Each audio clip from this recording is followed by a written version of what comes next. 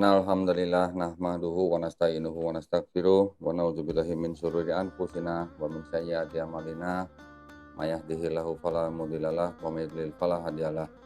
Asyhadu an la ilaha illallah wahdahu la syarikalah wa asyhadu anna Muhammadan abduhu wa rasuluh. Allahumma sholli wa sallim wa barik ala sayidina Muhammadin wa ala alihi wa sahbihi ajmain, amma ba'd. Alhamdulillahirabbil alamin.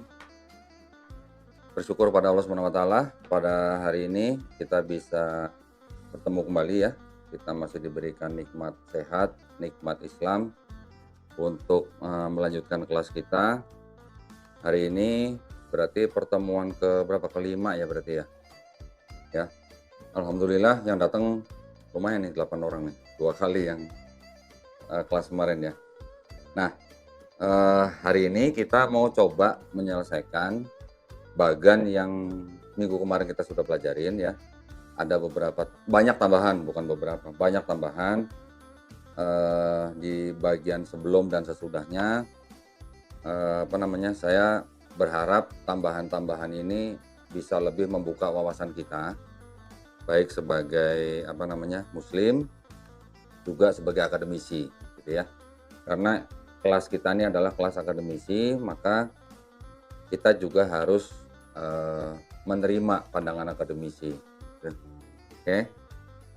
Baik, kita langsung saja ya, kita buka yang bagian kemarin. Boleh ditampilin. Nah, ini ya. Kemarin kan kita sudah melihat ada dari mulai sini ya, ada periode bait suci yang kedua gitu kan. Ada kelompok apa saja di Yahudi. Kemudian sampai ke kekristenan, sampai konsili-konsili, sampai terjadi perpecahan besar antara Katolik Roma dan Ortodoks. Kemudian di bawahnya nanti ada kelompok-kelompok lain. Terus sampai Katolik juga terpecah menjadi Protestan. Oke. Saya dapat penambahan di bagian yang di atas yang sebelumnya. Ini supaya kita makin lengkap gitu ya wawasannya ya. Jadi kita nanti melihatnya bukan hanya dari sisi kekristenannya saja, tetapi juga siapa mereka sebelumnya dan siapa kelompok-kelompok yang ada di dalam mereka. Gitu ya. Nah, saya akan mulai dari bangsa Israelnya nih, saya tarik ke atas, kemudian dari antara bangsa Israel sampai ke zaman kelompok-kelompok yang di periode bait suci kedua tuh saya isi dengan kotak-kotak yang kuning ini gitu ya. Nah, bangsa Israel itu kan kita kenal sebagai anak-anak daripada Nabi Yakub alaihissalam, ya kan? Ada 12 anak. Ada 1 anak perempuan, cuman kalau di dalam tradisi bangsa Israel anak perempuan tuh nggak dimasukin, tidak dihitung maksudnya sebagai kesukuan gitu ya. Yang dianggap sebagai kesukuan hanya yang anak laki-laki. Seperti kita ketahui, Nabi Yakub alaihissalam mempunyai 4 orang istri. Dari Lea mempunyai anak yaitu Ruben, Simeon, Lewi, Yehuda, Isakar, Zebulon. Dari istri Rahel ada anak Yusuf dan Benyamin. Dari istri Bilha yaitu Dan dan Naftali. Dari istri Zilfah yaitu Gad dan Asher. Nah, 12 anak laki-laki ini yang menjadi cikal bakal 12 suku bangsa Israel. 12 suku ini yang kita kenal dengan sebutan Bani Israel ya. Nah, kita juga mungkin sudah mengetahui kisah daripada keturunan Nabi Yakub alaihissalam ini, bahwa Nabi Yusuf alaihissalam itu kan dijual oleh saudara-saudaranya ke Mesir gitu kan, sampai akhirnya beliau menjadi penguasa di Mesir dan akhirnya mengundang saudara-saudara dan orang tuanya hijrah ke Mesir. Oke. Di Mesir ternyata setelah periode Nabi Yusuf alaihissalam, kemudian bangsa Israel malah menjadi budak di Mesir ya. Kurang lebih 430 tahun di Mesir. Bayangin, Mesir adalah bangsa yang menyembah siapa? Dewa-dewa kan? Nah, 400 tahun loh di bawah bangsa yang menyembah dewa-dewa. Jadi yang namanya persoalan menyembah dewa-dewa itu sudah menjadi hal yang biasa berarti ya, yang sudah sehari-hari dilihat oleh bangsa Israel juga gitu. Walaupun keturunan bangsa Israel itu tetap mengikuti ajaran leluhur mereka, Nabi Yakub alaihissalam, bahkan sampai ke Nabi Isa alaihissalam, Nabi Abraham alaihissalam, dan seterusnya. Tetapi yang namanya sebuah bangsa yang berada di ratusan tahun di bawah bangsa lain yang mempunyai sistem kepercayaan menyembah dewa-dewa, otomatis ada yang namanya asimilasi kan. Selain asimilasi juga ada terpapar lah, pastilah, pasti ada yang terpapar lah ya. Oke, setelah masa perbudakan, bangsa Israel dipimpin oleh Nabi Musa alaihissalam keluar kan dari Mesir kan, yaitu yang disebut dengan Exodus gitu, keluar gitu. Exodus itu keluar menuju ke tanah Kanaan ya, atau Palestina. Itu dipimpin oleh Nabi Musa alaihissalam yang hidup di abad sebenarnya kurang lebih abad 15 sampai 13 sebelum Masehi ya, diteruskan oleh penerusnya yaitu Nabi Yosua bin Nun alaihissalam. Setelah mereka berhasil masuk ke tanah Kanaan dengan pimpinan Nabi Yosua bin Nun alaihissalam, bangsa Israel ini kemudian dipimpin oleh hakim-hakim. Jadi tanah yang mereka sudah dudukin itu dibagi menjadi 12 wilayah.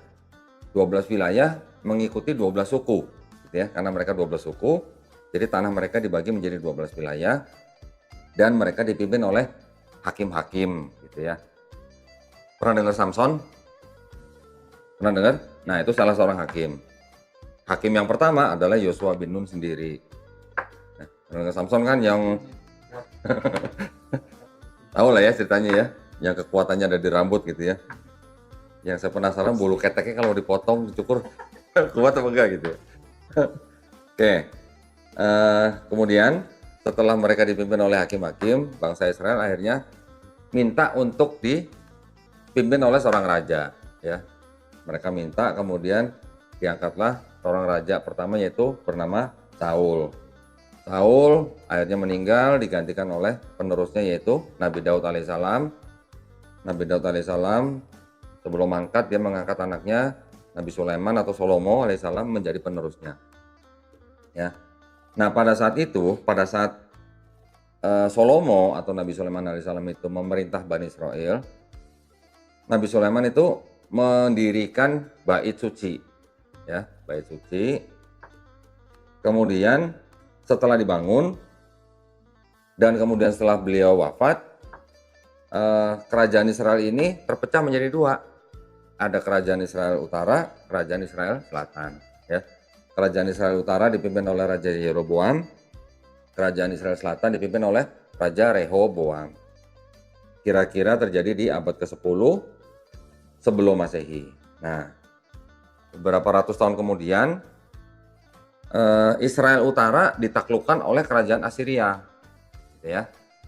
Kira-kira di abad ke-8 sebelum Masehi. Kemudian di abad ke-6 sebelum Masehi, Babilonia menguasai Israel Utara dan Israel Selatan. Dua-duanya nih dicaplok nih. Nah, sejak saat itu bangsa Israel dibuang ke Babel namanya, atau dibuang ke Babilonia. Ya. Itu terjadi juga masih di abad ke-6 sebelum Masehi. Kemudian bangsa Babilonia itu baru ditaklukkan oleh bangsa Persia. Ya. Kurang gede ya? Bilang dong. Nah. Ya, di apa namanya? Bangsa Babilonia akhirnya ditaklukkan oleh bangsa Persia. Barulah bait suci yang kedua dibangun, yang awalnya dirobohkan oleh bangsa Babilonia. Ini ya. Tadi saya lupa nih, bait suci yang pertama dibangun ini dihancurkan pada saat penjajahan Babilonia. Bait sucinya dihancurkan oleh Raja Nebukadnezar II. Oke. Kemudian pada waktu penjajahan Persia, orang Persia, penjajahan Persia ini mengizinkan orang-orang Israel untuk kembali ke tanah Palestina dan membangun kembali bait sucinya. Jadi kita sebut dengan bait suci yang kedua, ya, karena dibangun kedua kalinya. Bait suci yang kedua itu dibangun atas waktu pemerintahan Raja Darius ya, dari Persia. Dibangun kira-kira di abad ke-6 sebelum Masehi atau 516 sebelum Masehi. Nah, barulah masuk ke periode bait suci kedua. Memasuki periode bait suci kedua ini, bangsa Israel juga dijajah oleh bangsa Yunani. Ya, di tahun 322 sebelum Masehi diteruskan oleh penjajahan Romawi, dimulai dari tahun 63 sebelum Masehi. Nah, jadi pada waktu bangsa Yahudi ini beberapa saat sebelum timbul kekristenan, itu mereka sedang berada di bawah penjajahan Romawi, gitu ya. Sekarang kalau kita lihat lagi ke atas nih, tadi ada Mesir kan, perbudakan Mesir kan. Mesir bangsa, kita sebut bangsa pagan lah ya, karena sistem kepercayaan mereka adalah menyembah dewa-dewa. Kemudian ada bangsa apa lagi? Assyria kan, Assyria juga pagan ya. Babilonia pagan juga. Di Babilonia ada apa namanya? Pernah dengar Namrus ya? Namrus, Tamrus, Semiramis gitu kan? Itu juga sistem kepercayaan pagan. Justru Namrus, Tamrus, Semiramis itu adalah yang kita boleh sebut nih. Itu adalah sistem kepercayaan yang disebut dengan Trinitas yang pertama kali ada di bumi. Gitu. Itu Trinitas yang pertama ada di bumi itu ya. Terus kemudian Persia. Persia juga pagan kan? Persia juga mengenal yang namanya dewa apa? Mitra. Nah, dewa Mitra juga pakai salib tuh ternyata tuh. Kemudian Yunani. Nah, kalau Yunani jangan ditanya. Ya, banyak sekali kan dewa-dewa kan yang mereka sembah kan. Bahkan yang pada zaman ini aja itu mereka menyembah Apollo sebagai dewa apa namanya? Anak apa namanya? Bisa dibilang tuh anak Tuhan gitulah. Kurang lebih seperti itu, sebenarnya konsepnya sama gitu ya. Apollo gitu. Nah, Yunani dengan Romawi kan sama kurang lebih. Cuman ternyata bangsa Romawi ini juga mengadopsi sistem kepercayaan dari tempat lain. Ternyata Romawi beberapa ratus tahun juga menganut kepercayaan yang menyembah Dewa Mitra. Nah, Dewa Mitra kan tadi dari Persia. Nah, ternyata juga dianut oleh bangsa Romawi gitu. Jadi bangsa-bangsa yang tadi kita lihat ini semuanya adalah bangsa-bangsa yang sistem ketuhanannya adalah sistem ketuhanan pagan. Nah, kita juga udah bahas minggu lalu bahwa pada masa ini juga ada pengaruh dari Zoroastrianisme dan juga Helenisme ya. Helenisme ini yang dibawa oleh Romawi dan Yunani.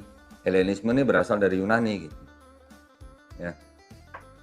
Jadi kita bisa bayangkan bahwa bangsa Israel itu adalah sebuah bangsa yang bukan cuma 10-20 tahun aja di bawah bangsa lain yang pagan ribuan tahun gitu ya. Nah kita sudah bahas kemarin ada beberapa kelompok yaitu Saduki, Eseni, Zelot, Farisi, dan ada kelompok yang kita sebut Samaritan ya. Nah saya naik terus sebentar di atas. Kita juga harus tahu, paham juga selain bangsa Israel ada yang kita tahu dengan bangsa Ismail ya. Bangsa Israel ini keturunan dari Ishak, Yakub, Ishak ya, ke Nabi Ibrahim alaihissalam. Bangsa Ismail dari Nabi Ismail alaihissalam yang juga anak daripada Nabi Ibrahim alaihissalam. Kita nanti akan pelajari juga nih sejarah dari bangsa Ismail alaihissalam sampai ke kerajaan-kerajaan yang timbul di negara Arab ya. Kalau bangsa Israel akhirnya menjadi 12 suku, bangsa Ismail juga menjadi 12 suku juga atau 12 raja gitu ya. Jadi sama nih ceritanya nih. Saya nggak tahu apakah kebetulan sama-sama 12 atau gimana, nggak tahu. Tapi memang raja-raja yang ada di Arab Saudi itu memang semuanya ditelusurin nasabnya sampai ke bangsa ke Nabi Ismail alaihissalam. Oke. Nah, pada zaman yang bait suci kedua ini ini secara akademis ya, Kalau kita sebagai Islam memahami bahwa semua nabi-nabi dari Nabi Adam alaihissalam sampai Nabi Isa alaihissalam ya di zaman ini semuanya Muslim, ya kan? Karena mereka semuanya mengikuti akidah yang sama, berserah diri hanya kepada satu pencipta, ya kan? Tetapi juga tidak hanya di Palestina juga, tetapi di Arab juga terkena yang namanya sistem kepercayaan pagan, ya kan? Karena di Ka'bah sendiri itu kan dikelilingi oleh patung-patung berhala kan, ada 360 kalau nggak salah ya. Dari mana itu? Ada yang tahu? Hah? Dari souvenir sebenarnya. Awalnya souvenir itu patung-patung, oleh-oleh gitu ya. Jadi kelompok suku Quraisy lah yang kita sebut suku Quraisy nih. Ini kan kebanyakan juga pedagang, ya kan? Kalau pedagang kan dia pasti beli barang dari tempat lain untuk dijual di tempat dia, gitu kan? Kalau orang Jawa bilang tukulakan gitulah, ya. Ada seorang yang disebut dengan Amr bin Luhai yang mengambil barang dagangan di Persia, di Syam, Persia. Kemudian di sana dia melihat orang berdoa atau menyembah patung. Dia tanya begini maksudnya apa? Akhirnya dibawa pulang sebagai souvenir. Nah, karena Ka'bah itu adalah tempat ziarah, ya, yang berziarah juga pedagang-pedagang dari tempat lain gitu. Melihat ada patung di Ka'bah, ikut-ikutan gitu. Yang dari sini bawa patung ini, yang dari sini bawa patung ini. Jadi sistem kepercayaan menyembah berhalanya akhirnya masuk ke tanah Arab, ya, di Mekah, khususnya di sekitar Ka'bah. Jadi sebenarnya kalau orang-orang Quraisy sendiri tahu nggak Allah itu siapa?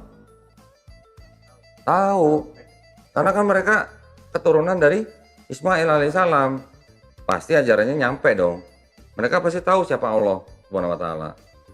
Tetapi karena patung-patung itu seperti dijadikan semacam kayak perantara, ya gitu ya. Kalau kita mungkin sekarang kenal wasilah gitulah. Sebagai perantara antara manusia dengan Sang Pencipta, mereka menggunakan patung itu dibiarkan sampai ratusan tahun ya mungkin ya. Nah, jadi suku Quraisy sendiri sebenarnya tahu Allah itu adalah Tuhannya Nabi Ibrahim alaihissalam, Tuhannya Nabi Ismail alaihissalam, Tuhannya Nabi Ishak alaihissalam, semuanya gitu mereka tahu. Pencipta itu siapa tahu. Cuman karena ya itulah sistem kepercayaan dari tetangga yang dibawa situ, akhirnya terjadi apa mungkin semacam kayak bisa dibilang sinkretisme kali ya. Jadi percampuran jadi. Akhirnya jadi istilahnya jadi lama lah di situ adanya. Semuanya itu nanti kan baru dihilangkan pada zaman Fatu Mekah. Pada waktu Fatu Mekah, semua patung-patung berhala itu dihancurkan. Seruan daripada Nabi Muhammad SAW adalah untuk menyembah Allah Subhanahu wa taala saja gitu. Tidak ada yang namanya patung-patung berhala seperti itu. Ya. Campur-campur kan kalau di Mekah itu kan pada waktu itu kan campur, ada Yahudi juga, ada Nasrani juga gitu kan. Bahkan Nasrani juga ada sekte-sekte yang mungkin tidak populer pada saat ini gitu, macam-macam. Nah, kita kembali ke bagian ini. Jadi pada saat ini kita anggap saja pada saat itu di Arab Saudi sendiri itu ada yang namanya juga sistem kepercayaan paganisme, ya. Kita boleh sebut juga Arabic polytheisme, itulah. Anggap aja ini memang terjadi, itu memang ada gitu ya. Nah, oke. Jadi selain dari kelompok-kelompok Yahudi yang kemarin kita sudah bahas, yang ada 4 plus 1 di luar itu adalah Samaritan, kita tambah lagi dengan pra-Islamik atau paganisme Arabic polytheisme. Oke, kita udah bahas kemarin dari 4 kelompok ini menimbulkan kekristenan awal sampai akhirnya Bait Suci dihancurkan di tahun 70 Masehi. Satu kelompok dari Farisi ini pindah ke Yafne pada tahun 70 Masehi dan mereka menjadi kelompok yang disebut dengan Rabbinic Judaism ya atau Judaisme Rabbinik gitu. Saya sudah jelaskan alurnya sampai di sini sepertinya tidak ada perubahan sampai kepada terjadinya Konsili Nisea ya di abad keempat tahun 325 Masehi yang akhirnya menimbulkan dua kelompok, yaitu kelompok yang disebut dengan Arianisme dipimpin oleh Arius. Kemudian menjadi kelompok satu lagi adalah Kristen Nicean gitu ya, yang akidahnya kemarin kita sudah bahas. Kemudian dari sini sampai diteruskan dengan Konsili Konstantinopel. Nah, dari sini Konstantinopel ini menurut akademisi inilah yang menjadi kekristenan. Oke. Yang tadi Judaisme Rabbinik itulah yang menjadi Yudaisme. Oke.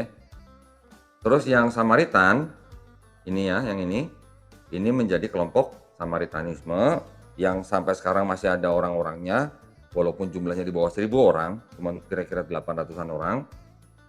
Kemudian yang Islam, yang bukan Islam, maksudnya yang di kawasan Mekah yang pra-Islam, ya, Itu yang kita kenal akhirnya menjadi Islam dalam bentuk yang sekarang.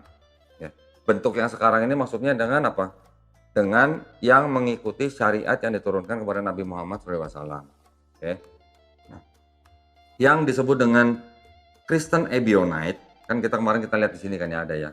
Kristen Ebionite ini, yaitu yang Kristen Yahudi awal, mereka yang sunat, mereka tidak makan babi, mereka yang melihat Yesus hanya sebagai pemimpin rohani, yang dikenal dengan kelompok Nazarins atau Ebionite, ini yang dianggap melebur dengan Islam, gitu ya. Jadi bangsa Israel juga banyak yang akhirnya menjadi seorang Muslim gitu, mengikuti syariat Nabi Muhammad SAW, baik yang istilahnya apa namanya pada zaman Nabi maupun zaman sesudahnya. Bahkan zaman sekarang pun masih ada orang-orang Yahudi yang masuk Islam, masih ada banyak gitu ya. Oke, sampai di sini ada pertanyaan, khususnya dari mulai sejarah yang di atas. Mungkin ada pertanyaan sebelum saya lanjutkan. Cukup jelas ya. Nanti bisa lihat lagi yang bagian yang minggu kemarin ya.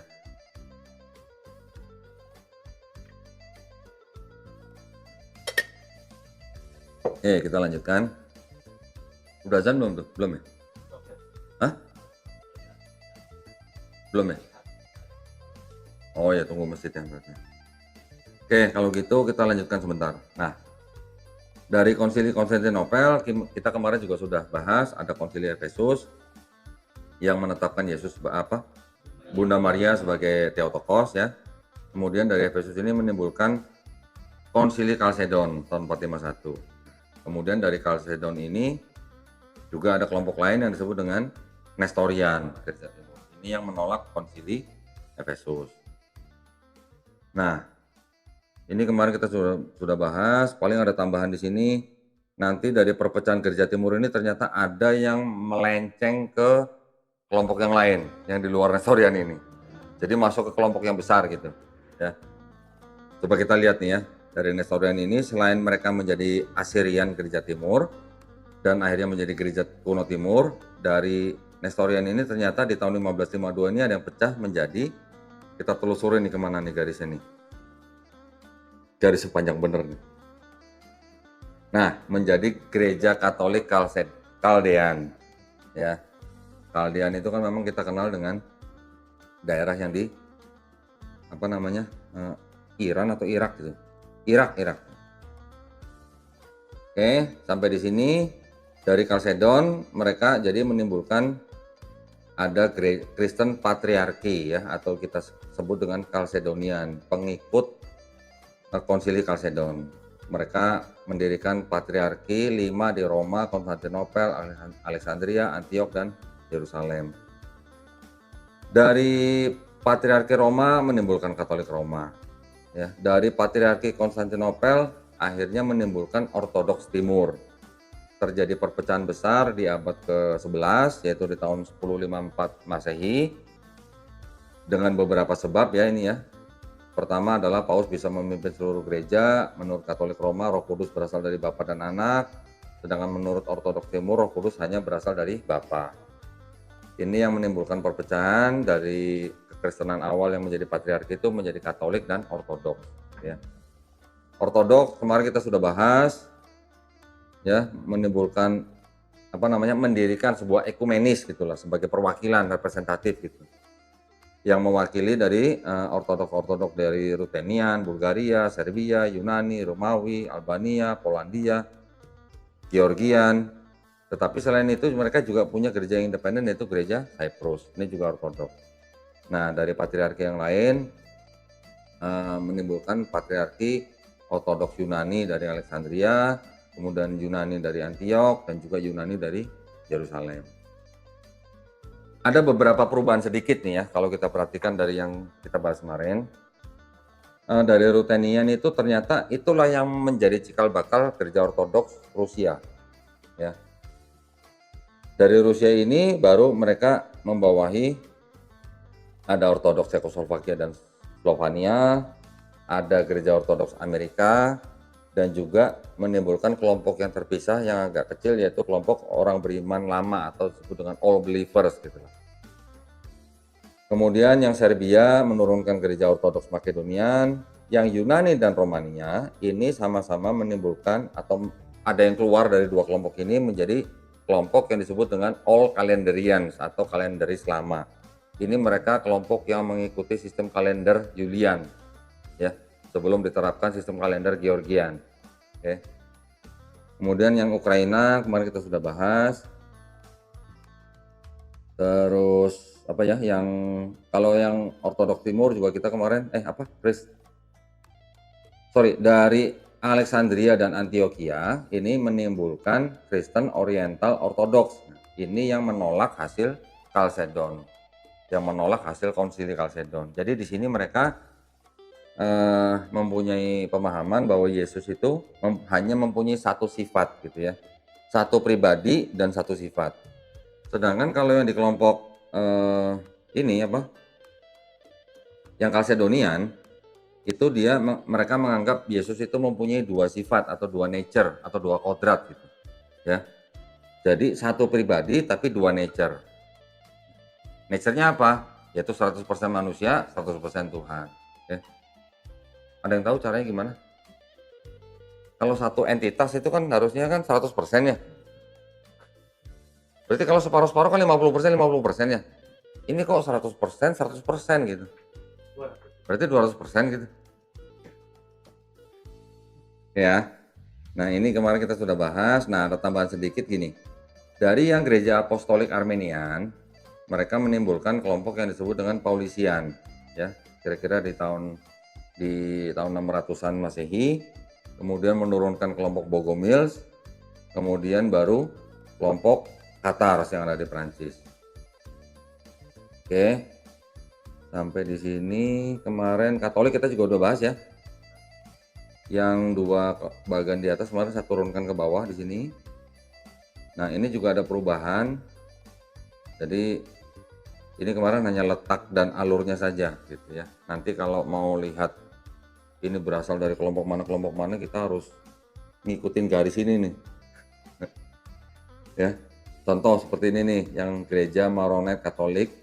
Ini ternyata juga berasal dari mana nih? Nah, dari Patriarki Antioch.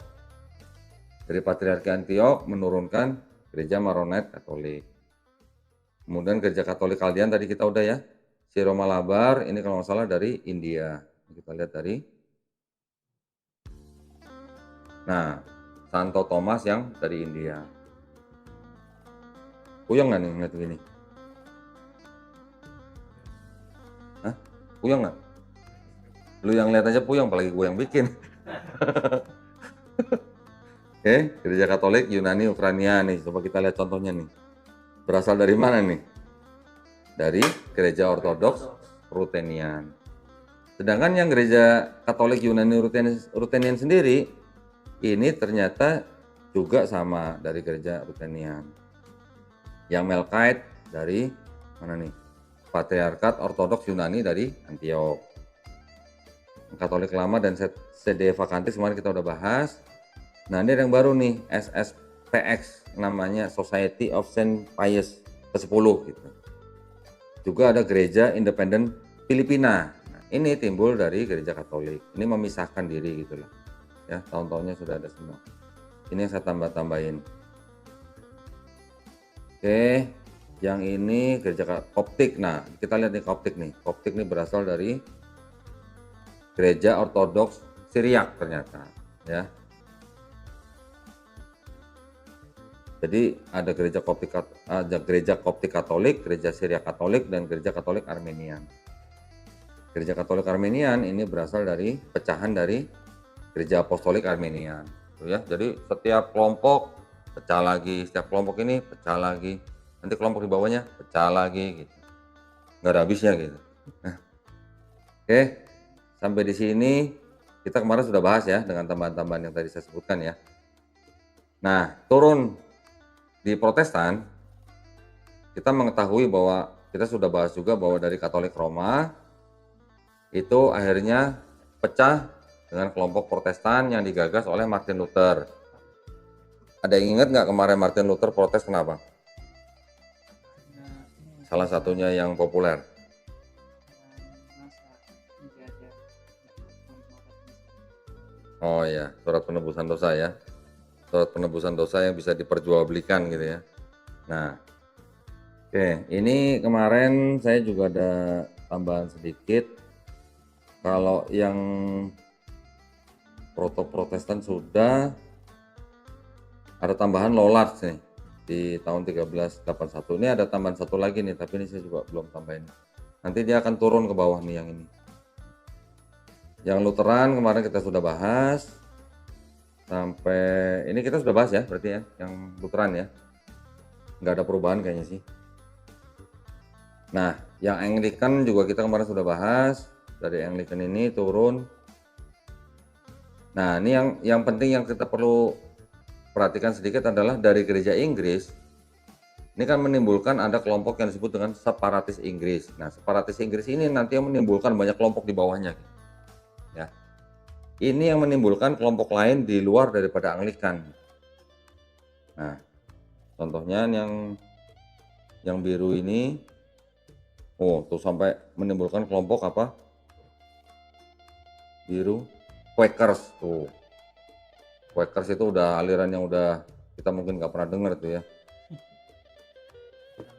Anglikan sebentar. Jadi dari sini kita kemarin saya tambahin cuma sedikit ini aja. Jadi dari gereja Inggris juga menimbulkan gereja-gereja di India, Burma dan Ceylon, di mana di abad ke-20 itu terjadi penyatuan kembali antara gereja India Selatan, kemudian ada gereja India Utara, akhirnya merger menjadi dua kelompok, yaitu persaudaraan terbuka dan persaudaraan eksklusif. Di sini nih ya. Nah nih, ini dari gereja Inggris turun ke gereja India, Burma dan Ceylon. Kemudian kelompok-kelompok yang lain yang di bawahnya akhirnya merger menimbulkan dua kelompok yang baru ini. Yang lain kemarin nggak banyak perubahan. Kenapa? Ya. Berarti kita bisa geser ke yang reform ya. Reform kemarin kita udah bahas belum? Belum ya? Nah, jadi dari Protestan ternyata juga menimbulkan kelompok baru yang disebut dengan Reform atau kelompok Calvinis. Kelompok ini digagas oleh pendeta yang bernama John Calvin. John Calvin ini dalam ajarannya dia mempunyai beberapa poin yang dipegang, yaitu semacam kehancuran total. Kehancuran total ini dalam konteks apa? Sepertinya dalam konteks kehancuran pribadi manusia gitu ya. Kemudian pemilihan tanpa syarat, ada penebusan yang terbatas, kemudian ada rahmat yang tak tertahankan, ada pemeliharaan orang suci, dan yang paling yang paling sering dibicarakan adalah mengenai takdir atau predestination ya, dari John Calvin. Dari John Calvin ini menimbulkan ada gereja Reform Swiss ya. Juga ada kelompok yang disebut dengan Presbyterian yang digagas oleh orang namanya John Knox. Kemudian di abad ke-16 menimbulkan gereja Protestan Skotlandia. Kemudian selain itu juga menimbulkan ada kelompok Huguenots di Prancis yang akhirnya menimbulkan persatuan gereja Protestan di Prancis. Selain itu juga ada gereja Reform di Hungaria. Nah, dari sini muncul lagi nih perpecahan-perpecahan nih. Habis pecah, ada yang nyambung, ada yang enggak gitu ya. Dari Protestan Skotlandia menimbulkan ada Presbyterian lainnya di Amerika.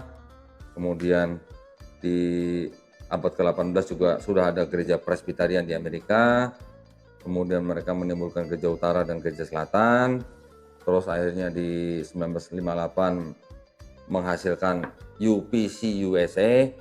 Ya, ini semacam kayak perkumpulan Presbyterian di Amerika. Kemudian ini akhirnya diikuti oleh Presbyterian yang lain. 2009 resmi menjadi Gereja Presbyterian Amerika. Dari yang gereja Presbyterian yang di atas ini, yang di abad 18 menimbulkan gereja utara dan gereja selatan. Yang selatan terpecah lagi, ada yang ikut ke Gereja Presbyterian Amerika. Ini sebenarnya sama, namanya kurang lebih sama, cuman mungkin mereka kelompoknya berbeda, logonya berbeda. Ini kalau saya tampilkan logonya baru kelihatan bedanya. Ini karena terjemahan jadi kelihatannya sama gitu.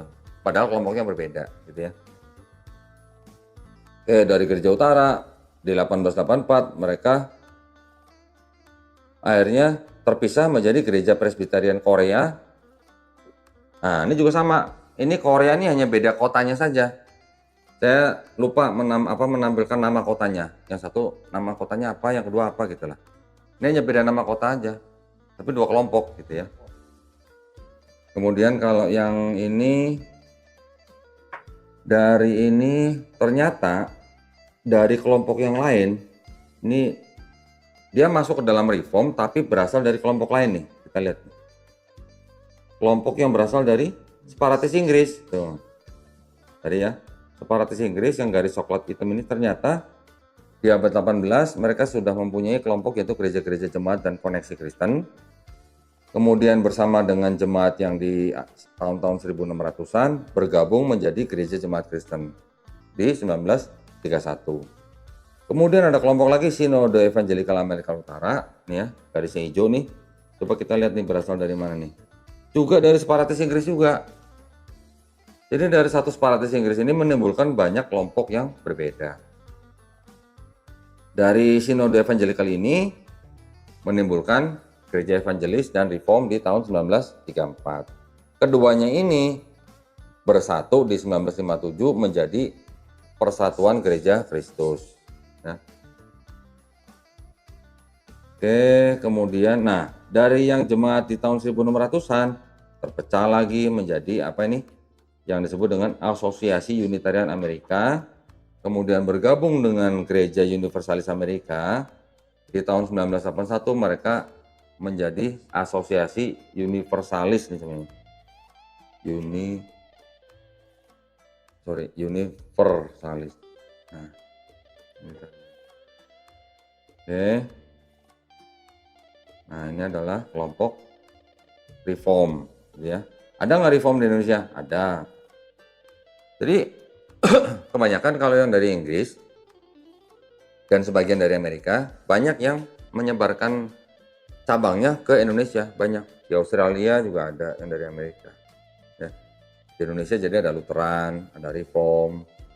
Kalau Anglikan sepertinya saya belum pernah dengar, tapi Ortodoks ada, walaupun nggak banyak. Yang paling banyak Lutheran. Oke. Setelah itu kita lihat setelahnya apa nih? Anabaptis. Pernah dengar?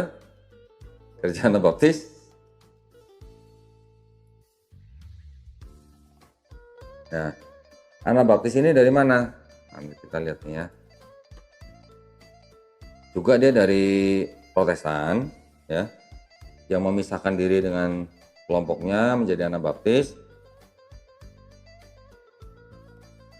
Mereka Anabaptis ini akhirnya menimbulkan kelompok yang disebut dengan Swiss Brethren, ya, di tahun 1527, kemudian Hutterites di 1528, kemudian Bruderdorf di 1920. Dan juga kelompok yang disebut dengan Brethren itu sendiri. Yang Swiss Brethren di tahun 1693 pisah menjadi kelompok Amish dan Mennonites. Kemudian yang Mennonites ini ada timbul kelompok Mennonites awal di Amerika yang kemudian terpecah menjadi konservatif, menjadi Mennonites lama, juga menjadi General Mennonites. Yang mana dua kelompok ini akhirnya di 2002 gabung lagi menjadi gereja Mennonite. Lucu ya, kayak orang pecah nyambung lagi, putus nyambung gitu ya. Reuni gitu ya. Nah, kelompok Amish ini, kelompok Amish ya, Amish namanya, ini yang menolak teknologi modern. Ini jadi kalau di Amerika tuh memang seperti orang-orang, kalau boleh dibilang kita ini bahasanya pakai bahasa udik gitulah, orang-orang udik yang imannya kuat dan mereka tidak mau terlibat dengan teknologi yang modern. Di Amerika masih ada orang-orang begitu. Ya. Jadi bukan cuma di Indonesia aja begitu. Mungkin kalau di sini mirip seperti kelompok Badui gitu misalnya, Badui dalam gitu lah ya, yang tidak mau bercampur dengan budaya luar misalnya gitu ya. Oke, tadi ada tambahan lagi dari Anabaptis ini menimbulkan kelompok Gereja Apostolik Kristen 1832. Kemudian dari Brethren ini terpecah menjadi 3, yaitu Gereja Brethren itu sendiri, kemudian River Brethren, kemudian menjadi Mennonites Brethren Amerika. Ya. Selain daripada itu, Brethren ini juga mendapat kelompok dari kelompok Pietis yang memisahkan diri dari Lutheranisme. Sebagian masuk ke Brethren, sebagian bergabung dengan yang namanya Scandinavian Free Churches, yang mana akhirnya menjadi gereja Evangelical Covenant, juga menjadi gereja Free Evangelical Covenant. Ini juga pecah nih dari sini ya. Dari sini pula pecah menjadi Swedish Baptist General Conference, kemudian menurunkan, jauh amat nih turunnya. Mana nih? Kita harus kayak nyari cacing. Nah, ini ke kelompok yang disebut dengan Converts, tapi mereka berada di bawah kelompok Baptis. Gitu. Jadi kalau tadi ada Anabaptis, ini ada Baptis. Ini kelompok yang baru lagi nih, ya. Ini pecahan dari yang tadi Anabaptis nih. Nah, coba bayangin. Oke, ini padahal dari ini, ya. Kemudian selain itu ada kelompok yang disebut dengan Quakers yang dari Anabaptis. Quakers ini pecah di 1827 menjadi kelompok Hicksites. Kemudian di 1842 pecah lagi menjadi Wilburites dan Gurneyrites. Dari Wilburites menjadi kelompok Conservative Friends. Dari Gurneyrites pecah lagi menjadi Pertemuan Friends United dan juga Pertemuan. Ini sama juga, namanya hampir sama ya. Dalam bahasa Inggris itu sama, cuman logonya berbeda gitu. Karena logonya berbeda kan kelompoknya beda gitu ya. Tahunnya juga beda. Kemudian ini ada lagi yang terpecah lagi dari apa tadi namanya? Sudah ya, dari konferensi Friends General udah ya. Nah, sampai sini Anabaptis. Kita sekarang ke kelompok yang disebut dengan, kita terusin dari Anglican dulu ya, dari Anglican. Karena dari separatis Inggris nih. Nah, ini separatis Inggris berarti memang yang paling banyak menimbulkan kelompok baru nih. Kita lihat nih garis merah ini nih. Garis merah ini turun menjadi kelompok yang disebut dengan Baptis atau ya denominasi Baptis. Denominasi Baptis ini menimbulkan kelompok Particular Baptis dan juga General Baptis. Dari Particular pecah lagi menjadi Primitive Baptis dan juga Missionary Baptis.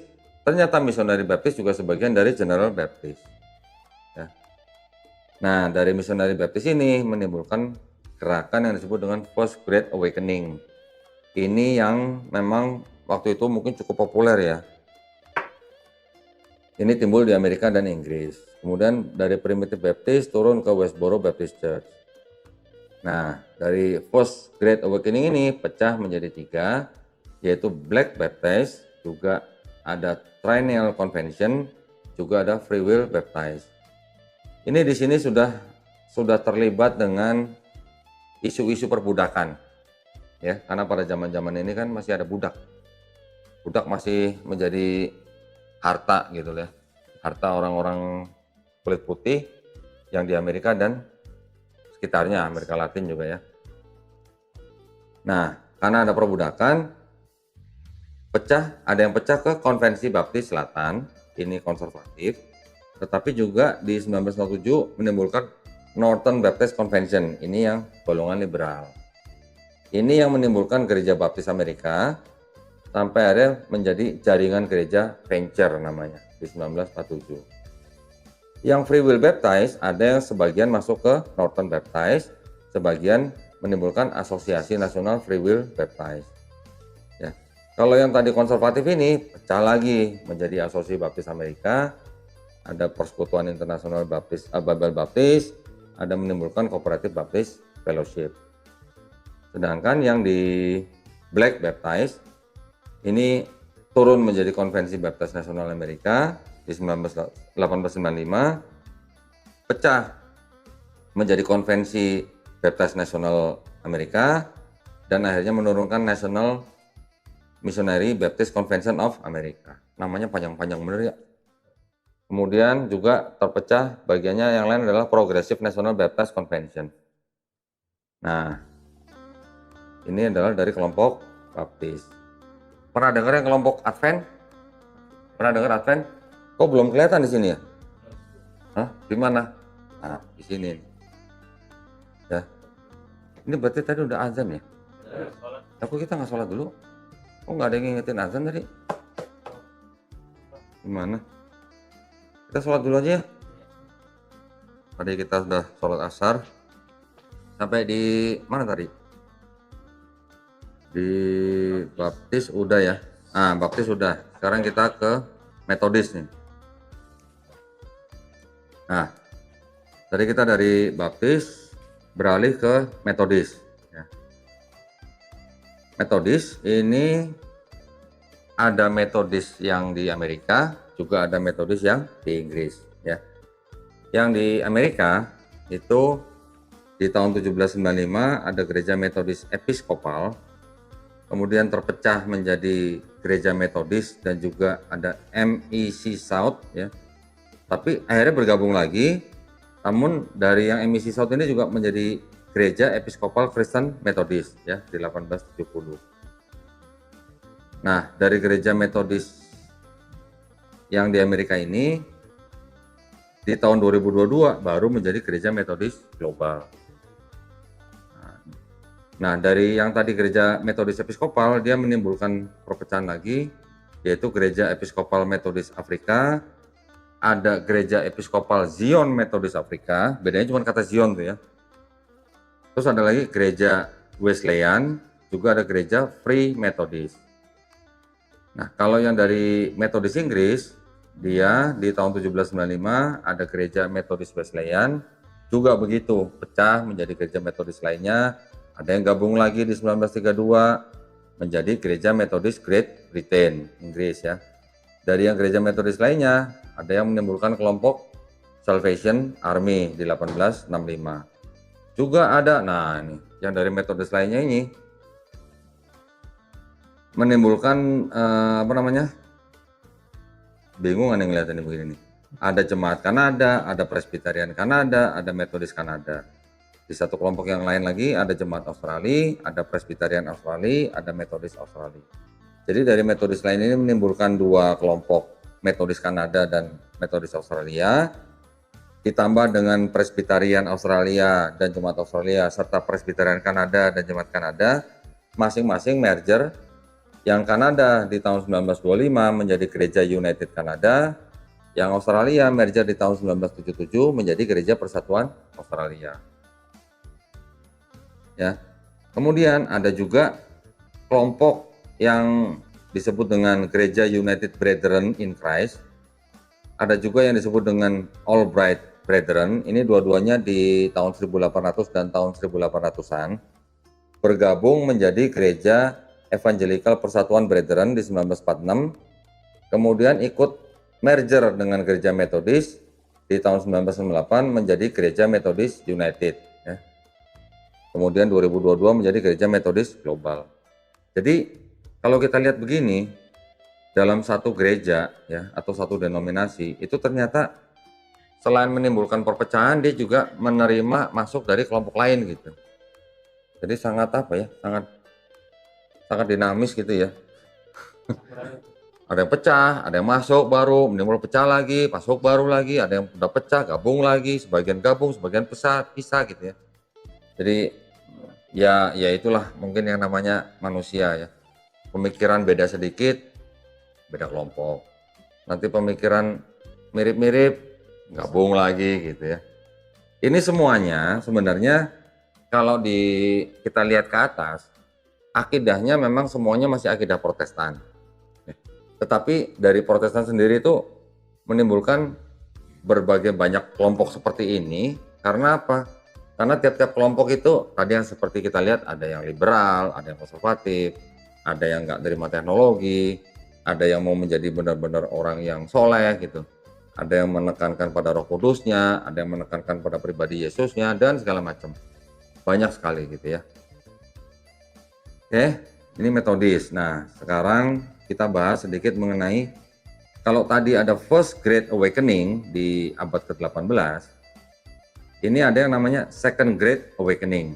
Ini kebanyakan timbul di Amerika. Kemudian ada masuk juga dari Kristen dari gereja-gereja Amerika lainnya, plus orang-orang Kristen yang baru, yang menimbulkan gerakan Second Great Awakening di abad ke-19 ya. Ini yang menimbulkan kelompok-kelompok apa nih? Restorasionis. Ya, kemudian ada Latter-day Saints, Mormons. Pernah dengar Mormons? Pernah dengar Mormons nggak? Hah? Pernah. Apa itu? Ada yang tahu nggak kira-kira? Yang menonjol dari Mormon apanya? Hah? Kekuatan. Apa? Kekuatan. Kekuatan. Kekuatan apa? Kayak pernah ide gitu. Oh, film. Film apa? Banyak nonton film kali lu. Apa? Kitabnya sama. Cuman mereka nambahin dengan kitab sendiri. Dan pemimpinnya, Joseph Smith, mengaku nabi. Dan boleh poligami kalau di Mormon. Hah? Ya, kurang lebih begitulah. Terus dari Mormon ini ada lagi timbul kelompok Adventist, gitu ya. Baru nanti ada kelompok Plymouth Brethren. Nah, kita lihat satu-satu nih. Restorasionis menimbulkan dua kelompok. Ada kelompok yang pengikut Barton Stone, ada pengikut Thomas Campbell. Dua-duanya ini mungkin penggagas gitulah ya. Itu juga di tahun 1800-an. Kemudian dua kelompok ini malah bersatu lagi, disebut dengan gerakan Stone Campbell. Jadi pemimpin-pemimpinnya mungkin rujuk gitu. Terus jadi satu kelompok namanya Stone Campbell, gitu ya. Habis itu pecah lagi 1906 menjadi gereja-gereja Kristen. Yang 1906 satu lagi gereja-gereja Kristus tuh. Ya, jadi yang yang ditekankan tuh bedanya tipis-tipis gitu. Kristennya, ada Kristusnya segala macam. Kemudian yang gereja-gereja Kristen yang dari 1906 ini pecah lagi menjadi gereja Kristen dan gereja Kristus. Nah, ini kan sebenarnya kan hampir mirip sama yang di atasnya ya.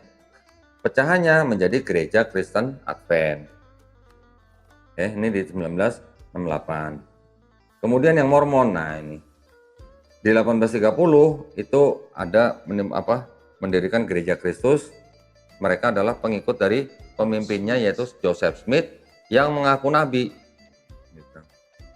Kemudian 1844 Joseph Smith meninggal, pecah menjadi tiga, yaitu yang disebut dengan LDS Reorganized, menimbulkan komunitas Kristus di 2001. Kemudian ada Gereja Yesus Kristus Latter-day Saints, ya. Kemudian mereka membuat Council of Friends dan FLDS. Satu lagi kelompoknya adalah grup Mormon yang lain. Nah, jadi di dalam Mormon sendiri ada perpecahan. Nanti sebagian ada yang bilang dia ngikut Trinitas, ada yang bilang enggak. Sebagian lagi ada yang bilang boleh poligami, ada yang bilang enggak. Sama masih dalam satu kelompok tuh. Ya. Oke, itu tadi Mormon. Sekarang kita ke Adventist. Di 1831 timbul kelompok Millerites atau pengikutnya William Miller. Terpecah menjadi Sunday Adventist, menjadi Saturday Adventist. Ada yang maunya kebaktian hari Minggu, ada yang maunya kebaktian hari Sabtu. Yang hari Minggu pecah lagi menjadi Gereja Kristen Advent 1863. Ini teori nih ya, ini teori. Ada yang bilang saksi Yehova atau Jehovah Witness itu juga pecahan dari Sunday Adventist. Ya, ini masih diperdebatkan. Ya, ada yang bilang saksi Yehova itu berdiri sendiri, nggak ada hubungan sama Adventist, tapi ada yang bilang pecahan dari Adventist. Sedangkan yang pengikutnya yang maunya Saturday hari Sabtu, ini pecah menjadi ada yang menjadi pengikutnya Ellen G. White. Ellen G. White itu perempuan ya. Dia yang menulis banyak tulisan yang akhirnya dianggap menjadi cikal bakal daripada gereja Advent yang kita kenal di Indonesia. Ya, gereja Advent yang di Indonesia itu adalah gereja Advent hari ke-7 atau Seventh Day Advent Church, gitu ya. Jadi ada yang menerima, ada yang mengikut, ada yang menolak. Yang ikut menimbulkan gereja Advent hari ke-7, kemudian di tahun 1935 timbul kelompok Shepherd's Road atau kelompok Davidian, sampai di 1955 menimbulkan cabang Davidian. Nah, yang menolak Ellen G. White, ngomong-ngomong Ellen G. White juga mengaku nabi ini. Ya, di 1884 juga muncul gereja Tuhan juga sama hari ke-7, tapi di sini tidak pakai kata Advent. Kemudian 1933 sampai 35 dengan adanya gereja Tuhan di seluruh dunia menimbulkan perpecahan. Yang 1955 juga ngikut cabang Davidian, kemudian yang utama menimbulkan United Church of God. Sisi lain ada Grace Communion International. Nah, diperhatikan, yang saya berikan kotak warna abu-abu ini, di sini ada kotak abu-abu, lihat nggak? Nggak kelihatan ya? Saya kasih garis ya sebenarnya, biar kelihatan. Nah, kelihatan nggak ada garisnya ya? Ini ya, ini kelompok-kelompok ini yang menolak hasil konsili Nisea nih. Bayangin, dari Nisea abad keempat masih diributin di abad ke-20 tuh. Ya. Jadi sampai di sini sebenarnya dari saya sudah mau habis sebenarnya nih ya, sudah mau selesai sebenarnya. Tinggal paling nanti ada sedikit tambahan mengenai Third Great Awakening. Ini timbulnya di abad ke-19 sampai abad 20, sampai awal abad 20 yang menimbulkan kelompok Holiness dan Pentakostal ya. Ini nanti kita akan bahas di lain waktu karena saya belum selesaikan bagian ini. Jadi sampai di sini saya juga menambahkan ada beberapa, oh ya, saya tadi belum memberikan informasi ya, bahwa bagian ini saya susun berdasarkan sebuah channel yang mana pembuatnya atau pemiliknya itu sebenarnya awalnya dia sebenarnya darahnya orang Yahudi, tapi kemudian dia menjadi ateis, terus dia menikah, setelah dia menikah dia menjadi Yahudi lagi, Judaism lagi gitu ya. Dia membuat ini seperti kayak semacam bukan bagan, ini kayak semacam statis gitu ya. Kalau yang Katolik Roma tuh jumlahnya berapa juta atau miliar gitu. Kalau yang Ortodok Timur berapa juta, Anglikan berapa juta, dan seterusnya. Jadi sampai sekarang memang kelompok yang masih terbesar di dunia dari kelompok kekristenan adalah kelompok Katolik Roma. Kemudian dia juga ada bikin kayak semacam peta gini, yang mana warna ini menunjukkan kelompok apa gitu. Ya, kalau yang Protestan itu warna hijau, Indonesia kebanyakan Protestan tuh ya. Kalau yang kuning Katolik, di Indonesia juga ada Katolik juga cukup banyak sebenarnya. Kalau yang merah Ortodok Timur, yang ungu Ortodok Oriental. Nah, ada yang tahu bedanya Katolik Roma, Protestan, terus Ortodok Timur, Oriental, Ortodok Ethiopia, kitabnya jumlahnya beda-beda, tahu? Udah tahu ya? Jadi sebagian ada yang menolak apokrifa, sebagian nanti menerima gitu. Nah, jadi sementara ini bagian yang sudah saya susun, yang lihat aja pusing apalagi yang bikin gitu. Nanti insya Allah kalau sudah jadi semua saya bagikan ya, soft copy-nya ya. Kalau mau di print silahkan gitu, dipelajari. Nah, tapi saya kepengen kita juga semuanya, selain kita belajar ini, kita juga harus belajar sejarah Islam ya, dari mulai mungkin tadi yang saya bilang pra-Islamik, kita memahaminya sebagai pra-Quran lah, sebelum Quran diturunkan ya, supaya kita tahu ya. Setelah Quran diturunkan, terus kemudian kekhalifahan, siapa saja, tahun berapa, kita juga harus tahu nanti itu ya. Supaya apa? Nanti kita bisa paham sempalan-sempalan dari Islam itu apa saja. Kita harus waspada. Kan kalian juga belajar dari Ustadz Abu Didat kan? Kan kalian juga dikasih tahu kan aliran-aliran sesat dalam Islam juga apa saja kan? Dalam Islam juga ada yang disebut dengan aliran sesat kan begitu. Aliran sesat itu kan biasanya timbul karena apa? Karena pemikiran agama, pemikiran manusianya gitu atas kitab suci. Mungkin mereka tetap menggunakan kitab suci yang sama dengan kita, tetapi pemahaman mereka atau menolak tafsir yang mayoritas, akhirnya mereka menimbulkan pemikiran agama sendiri, menimbulkan kelompok sendiri. Itu yang bisa dianggap sesat gitu ya. Oke, sampai di sini ada yang mau ditanya?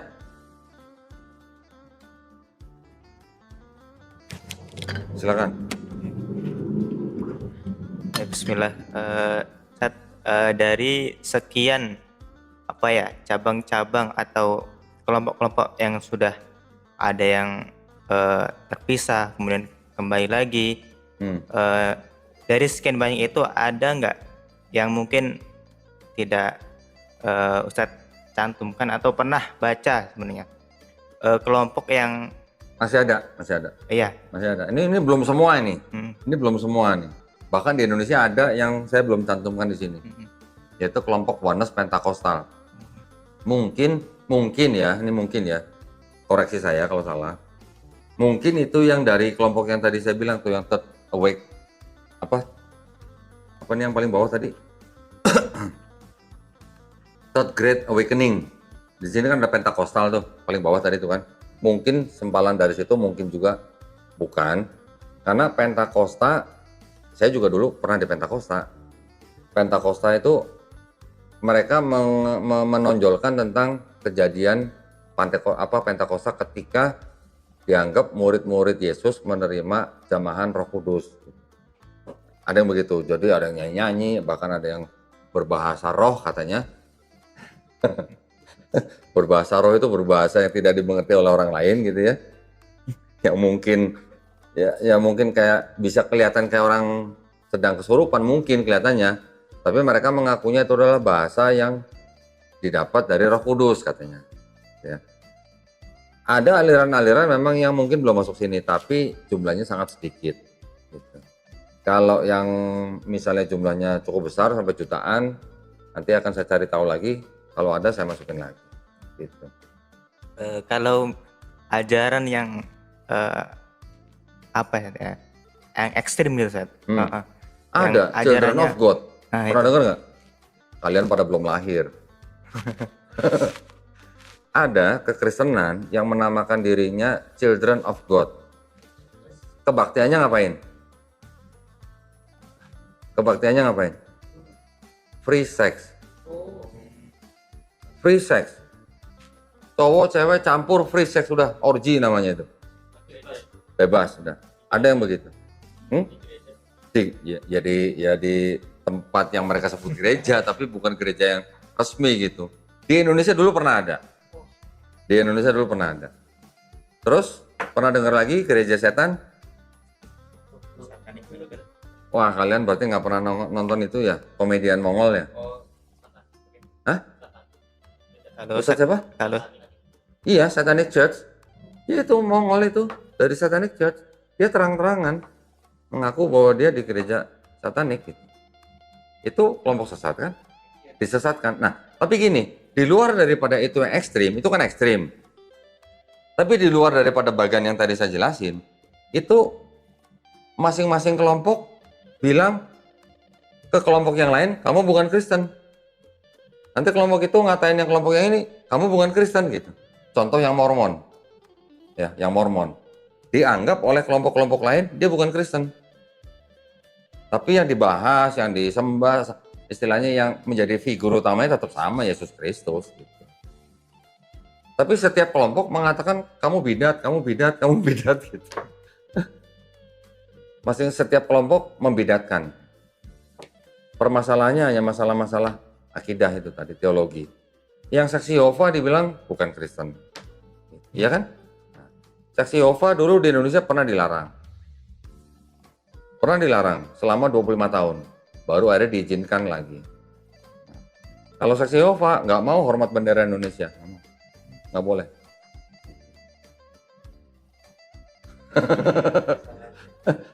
Apa-apa? Nah, jadi ada yaitu pemikiran-pemikiran agama yang sampai seperti itu gitu. Ya, di dalam Islam saya nggak tahu detailnya juga mungkin ada ya yang mirip-mirip gitulah ya. Tapi kita ngikutin yang memang sudah berdasarkan ajaran-ajaran dari ulama-ulama kita ya, yang memang sudah menjadi mayoritas.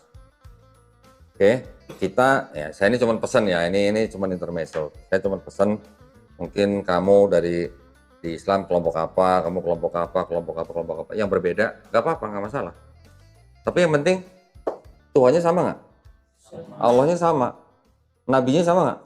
sama, kitabnya sama, akidahnya sama, rukun Islamnya sama kan, rukun imannya juga sama kan.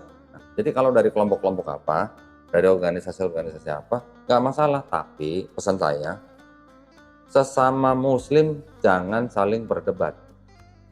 Apa yang kita sering dengar sekarang, Muslim berdebat sama Muslim, itu sebenarnya sudah selesai ratusan tahun yang lalu.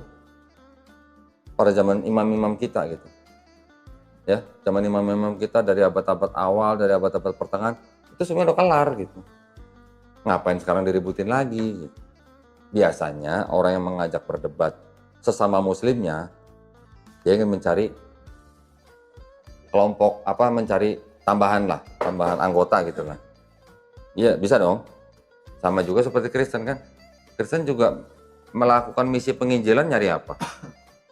Ya nyari jamaah juga. Nyari perpuluhan juga kan. Kemarin kita bahas kan perpuluhan. Nah itu. Jadi ya memang agama misi ya memang cari orang untuk menjadi kelompok mereka. Di Islam juga agama misi. Tapi misi kita bukan untuk apa istilahnya, untuk merayu, mengintimidasi atau mengiming-imingi, bahkan sampai memaksa orang lain masuk Islam, nggak ada, ya kan? Di dalam Islam kan nggak ada paksaan. Tapi pesan saya, sesama Muslim jangan saling berdebat dan jangan saling apa ya, soalnya bid'ah, kafir, waduh, jangan sampai lah, ya. Karena kalau dua orang saling mengkafirkan, yang satu benar-benar kafir itu. Ya kan? Jadi Muslim harus benar-benar menjaga yang namanya ukhuwah Islamiyahnya. Jangan karena permasalahan furu'iyah kita jadi musuh. Furu'iyah kan hal-hal kecil lah ya, yang istilahnya imam-imam kita sudah mencontohkan kok ya. Yang beda pemahaman bukan harus menjadi musuh gitu. Yang nggak ikut kunut ya sudah nggak apa-apa. Yang ikut kunut ya nggak apa-apa gitu. Bahkan yang nggak ikut kunut, sholat di belakang orang yang ikut kunut, ikut mengaminkan. Nggak masalah, kan harusnya indah, harusnya gitu. Oke, jadi kita belajar tadi yang kekristenan itu untuk apa? Untuk kita bisa reflect. Reflect artinya kita berkaca gitu loh, ya, berkaca. Ini loh akidahnya saudara-saudara kita yang lain. Ada loh berbagai macam kelompok yang berbeda akidah, yang pecahannya begitu banyak, yang mungkin kalau kita ketemu di jalan kita nggak tahu dia dari kelompok apa gitu.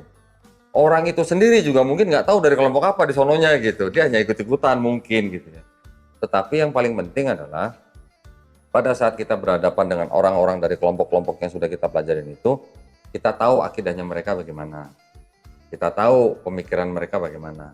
Dan bagaimana kita membentengin diri kita, juga membentengin keluarga kita, juga membentengin akidah teman-teman kita supaya terhindar dari upaya pemurtadan. Gitu ya. Ada pertanyaan lain? Ya. Baik, bismillah. Di sini saya ingin bertanya Ustadz mengenai bahwasanya yang saya pelajari kemarin di Malaysia bersama Brother Lim, ternyata mazhab Kristen ini sudah tersebar kurang lebih 45.000. Betul. Betul. Itu. Dan yang saya ingin tanyakan kan yang saya pelajari antara Protestan dan Katolik. Yeah.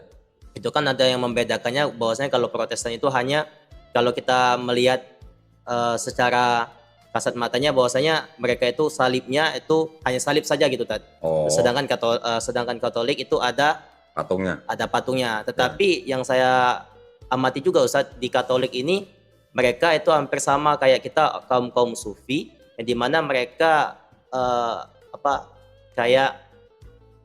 memuliakan, kan ada namanya yang gereja itu diawali dengan Santo Agustinus, Santo ini. Nah itu kapan mulai adanya mereka memuliakan sang imam tersebut? Itu dari abad-abad kedua sudah ada hal-hal seperti itu. Udah ada. Santo tuh udah ada. Sebentar ya, sebenarnya ada telepon dari Jogja nih. Sudah ada dari abad kedua. Bahkan Paulus aja disebut Santo. Santo. Sorry. Rasul.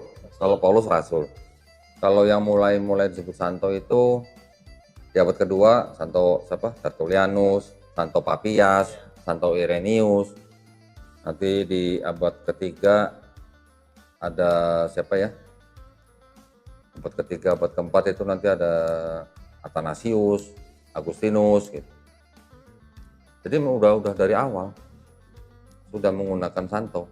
Jadi apa Tat pembeda antara gereja yang memiliki gelaran santo tadi dengan yang tidak gitu Tat? Apakah dia memuji yang si ini atau gimana gitu Tat? Ya, jadi itu sih sebenarnya hanya tradisi ya. Tradisi. Kalau ada orang yang dianggap suci gitu. Sucinya dalam arti bukan suci seperti nabi, bukan. Sucinya suci karena dia bisa memberikan pemikiran-pemikiran yang buat orang-orang zaman itu wow gitu lah. Disebut santo. Gelar-gelar santo ini pula yang akhirnya dipakai oleh Kaisar Konstantin untuk menggantikan dewa-dewa di Romawi. Nah, jadi dalam rangka mengkristenkan orang pagan Romawi dan memagankan orang Kristen gitu ya. Dewa-dewa yang disembah oleh orang-orang Romawi pada zaman itu di abad keempat itu diganti dengan patung-patung santo. Gitu. Supaya orang-orang pagan mau menerima Kristen gitu ya. Nah, sebenarnya kalau perpecahan Katolik dan Protestan itu bukan karena santonya. Bukan karena santonya. Sebentar Mas. Martin Luther sebagai penggagas aliran Protestan sebenarnya dia menulis ada 95 butir atau 95 tesis ya. Dalam tesis dia tuh ada 95 poin yang yang dia kirim ke Katolik. Yang diprotes gitu. Yang diprotes. Salah satunya yang kemarin kita bahas mengenai sertifikat penebusan dosa. Ya. Prakteknya sendiri juga diprotes. Kalau namanya manusia mau minta ampun itu langsung ke Tuhan gitu. Nggak lewat pemuka agama gitu lah.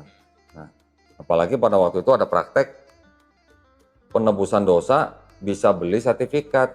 Sertifikatnya bisa diperjualbelikan, udah kayak surat tanah aja gitu kan. Kalau mau dianggap sebagai orang yang nggak punya dosa, beli nih sertifikat saya nih. Itu yang diprotes sama Martin Luther. Gitu. Tapi pemisahan dari Katolik ke Protestan bukan karena gelar santonya sih, setahu saya. Setahu saya ya. Ada lagi?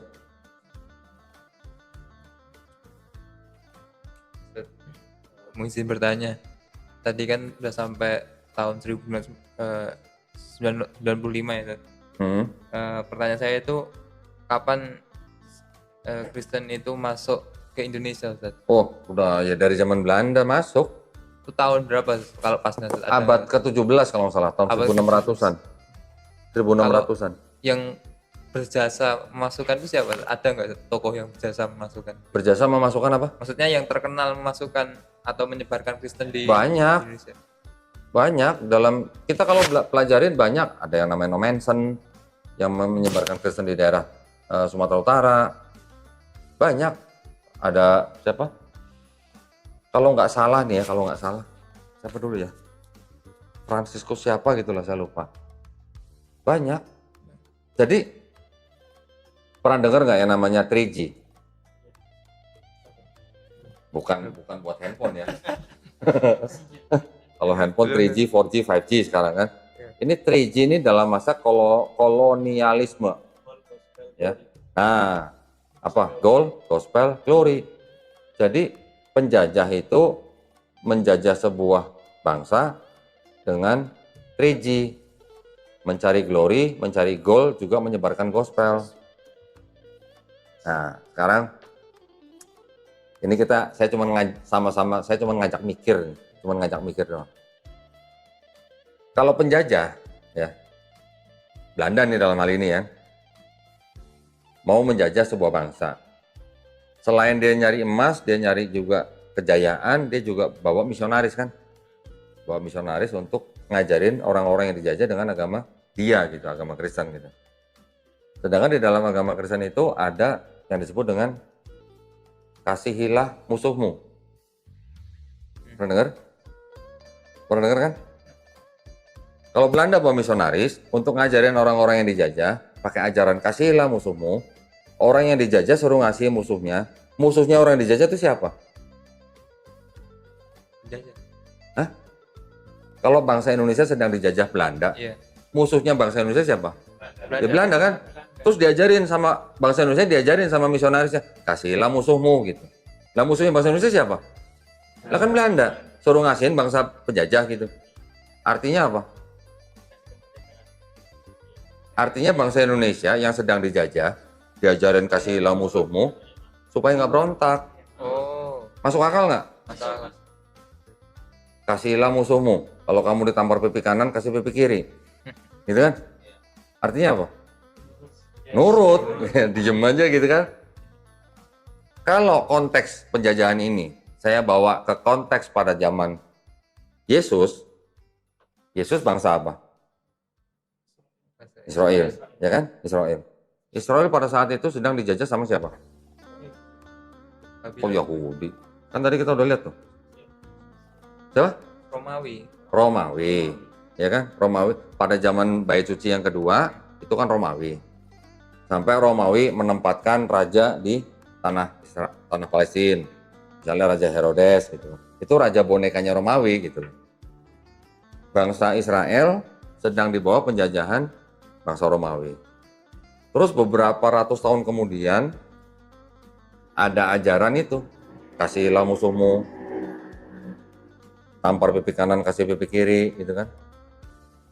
Kira-kira tulisan-tulisan itu yang tidak tahu siapa yang nulis, yang dipercaya ditulis di Romawi, ya, yang nulis bukan saksi mata langsung, yang nulis juga tidak kenal dengan saksi mata langsung, ajarannya kasihilah musuhmu. Bangsa Yahudi disuruh kasihilah musuhmu gitu. Musuhnya bangsa Yahudi siapa? Romawi. Berarti mungkin nggak ajaran kasihilah musuhmu ini adalah ajaran penjajah? Mungkin nggak? Ini gue cuma ngajak mikir doang nih. Bukan menuduh ya. Tapi cuma ngajak kita sama-sama berpikir aja. Yang nulis gospel nggak tahu siapa. Yang nulis bukan saksi mata. Ditulis puluhan tahun setelah Yesus nggak ada. Dan saat itu bangsa Yahudi sedang berada di bawah penjajahan Romawi. Terus kok ada ajaran kasihilah musuhmu, ditampar pipi kanan jangan kasih pipi kiri, kasih pipi kanan kasih pipi kiri. Terus bayarlah pajakmu kepada kaisar. Ada ayatnya begitu. Ada ayat-ayat. Mau baca? Mau baca? Silakan, buka. Nih. Yang ngomong Paulus lagi.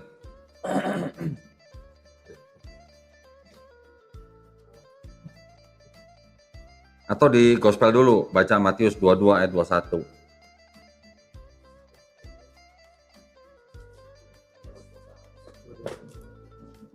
Yang baca pakai mic biar kedengeran.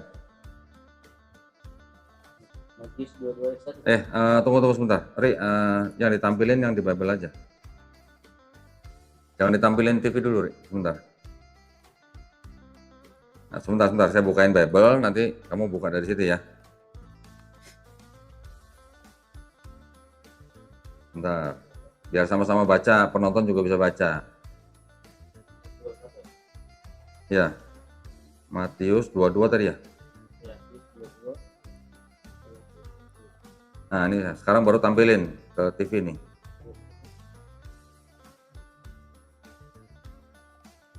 Itu yang saya tandain tuh. Oke, silakan baca.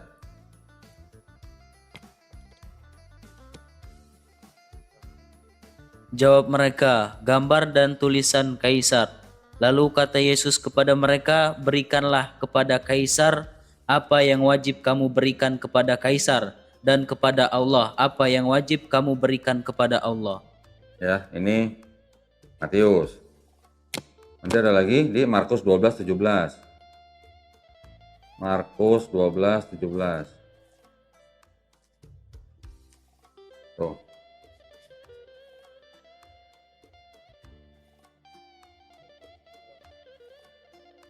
Itu aja baca tuh dari TV ini. baca nggak? Lalu kata Yesus kepada mereka, berikanlah kepada Kaisar apa yang wajib kamu berikan kepada Kaisar, dan kepada Allah yang wajib kamu berikan kepada Allah. Mereka sangat heran mendengar dia. Ya, itu ya. Terus kemudian berikutnya Lukas 20:25. Ini baca di TV aja nih. 20:25. Nih. Lalu kata Yesus kepada mereka, kalau begitu berikanlah kepada Kaisar apa yang wajib kamu berikan kepada Kaisar, dan kepada Allah apa yang wajib kamu berikan kepada Allah. Nah, sekarang tadi berapa? Lukas 20:25 ya. Oke, sekarang Kaisar yang dimaksud ini Kaisar siapa? Kaisar Roma kan? Jadi bangsa Yahudi ini ada kan di dalam gospel. Dianggap Yesus pernah ngomong begini, sedangkan yang nulis siapa nggak tahu. Bayar pajak kepada Kaisar, berikan kepada Kaisar apa yang wajib kamu berikan. Kaisar penjajah. Kaisar ini kan musuhnya bangsa Yahudi kan pada saat itu kan, suruh bayar pajak. Sekarang kita lihat ayat-ayat untuk mengasihi musuhmu nih. Coba buka di Matius 5:44. Matius 5:44. Tuh. Tetapi aku berkata kepadamu, kasihilah musuhmu dan berdoalah bagi mereka yang menganiaya kamu. Gimana coba? Dikasih aja minta didoain. Berikutnya Lukas 6:27. Nah, tuh. Tetapi kepada kamu yang mendengarkan aku berkata, kasihilah musuhmu, berbuatlah baik kepada yang membenci kamu. Nah, sekarang 35 nih. Tetapi kamu kasihilah musuhmu dan berbuatlah baik kepada mereka dan pinjamkan dengan baik mengharapkan balasan. Maka upahmu akan besar dan kamu akan menjadi anak-anak Allah yang maha tinggi. Sebab ia baik terhadap orang-orang yang tidak tahu berterima kasih dan terhadap orang-orang jahat. Nah, pertanyaannya kembali lagi, musuhnya orang-orang Yahudi pada saat itu siapa? Romawi, ya kan? Jadi orang Yahudi disuruh mengasihi bangsa Romawi dong, Ya. karena itu musuhnya kan. Terus pertanyaan saya lagi, jadi mungkin nggak tulisan-tulisan itu, tulisan-tulisan gospel itu adalah tulisan-tulisan dari penjajah supaya bangsa yang dijajah tidak berontak? Masuk akal? Kan Yesus juga ngajarin kalau ditampar pipi kanan kasih pipi kiri, ya kan? Oke, sekarang saya tambahin lagi, ini ajaran Paulus nih. Paulus juga ngajarin yang sama ternyata, ya. Di Roma 13 ayat 1. Roma 13 ayat 1. Tuh. Tiap-tiap orang harus takluk kepada pemerintah yang di atasnya, sebab tidak ada pemerintah yang tidak berasal dari Allah, dan pemerintah-pemerintah yang ada ditetapkan oleh Allah. Nah, bayangin. Waktu Paulus nulis begini, anggap aja Paulus yang nulis nih. Karena dari 13 surat yang dianggap tulisan Paulus, ternyata yang 6 sudah dipastikan bukan tulisan Paulus, tapi tulisan orang-orang yang mengikuti Paulus. Gitu. Kalau dia nulis gini, tiap-tiap orang harus takluk pada pemerintah di atasnya, itu artinya orang-orang yang sedang dijajah bukan? Iya. Takluk tuh ya. Terus dia bilang apa lagi? Sebab tidak ada pemerintah yang tidak berasal dari Allah. Pemerintah Romawi diciptakan oleh Allah gitu untuk menjajah Yahudi gitu. Atau gimana? Coba kita pikir dengan logika deh. Mungkin nggak Allah menciptakan Romawi sebagai pemerintah atas Yahudi gitu, tapi dengan cara menjajah gitu. Nah, berarti Paulus sedang mengajari bangsa Yahudi untuk apa? Takluk kepada penjajah dong. Ya, mungkin konteks penjajahannya beda dengan konteks penjajahan Belanda sama Indonesia ya. Beda ya mungkin ya. Kalau Romawi kan waktu itu kan daerah penguasaan aja. Tapi kalau dengan Mesir sama konteksnya. Karena kalau di Mesir itu yang diambil hasil buminya. Kalau di Palestina saya kurang tahu deh. Itu hanya pemerintahan aja gitu. Karena kan Mesir, Palestina itu kan nyambung sebenarnya kan. Tapi kan boleh dibilang ini adalah penguasa bangsa lain gitu. Bangsa lain yang menguasai bangsa lain gitu. Terus bangsa yang sedang dikuasain itu diajarin suruh takluk kepada pemerintah yang diciptakan oleh Allah katanya.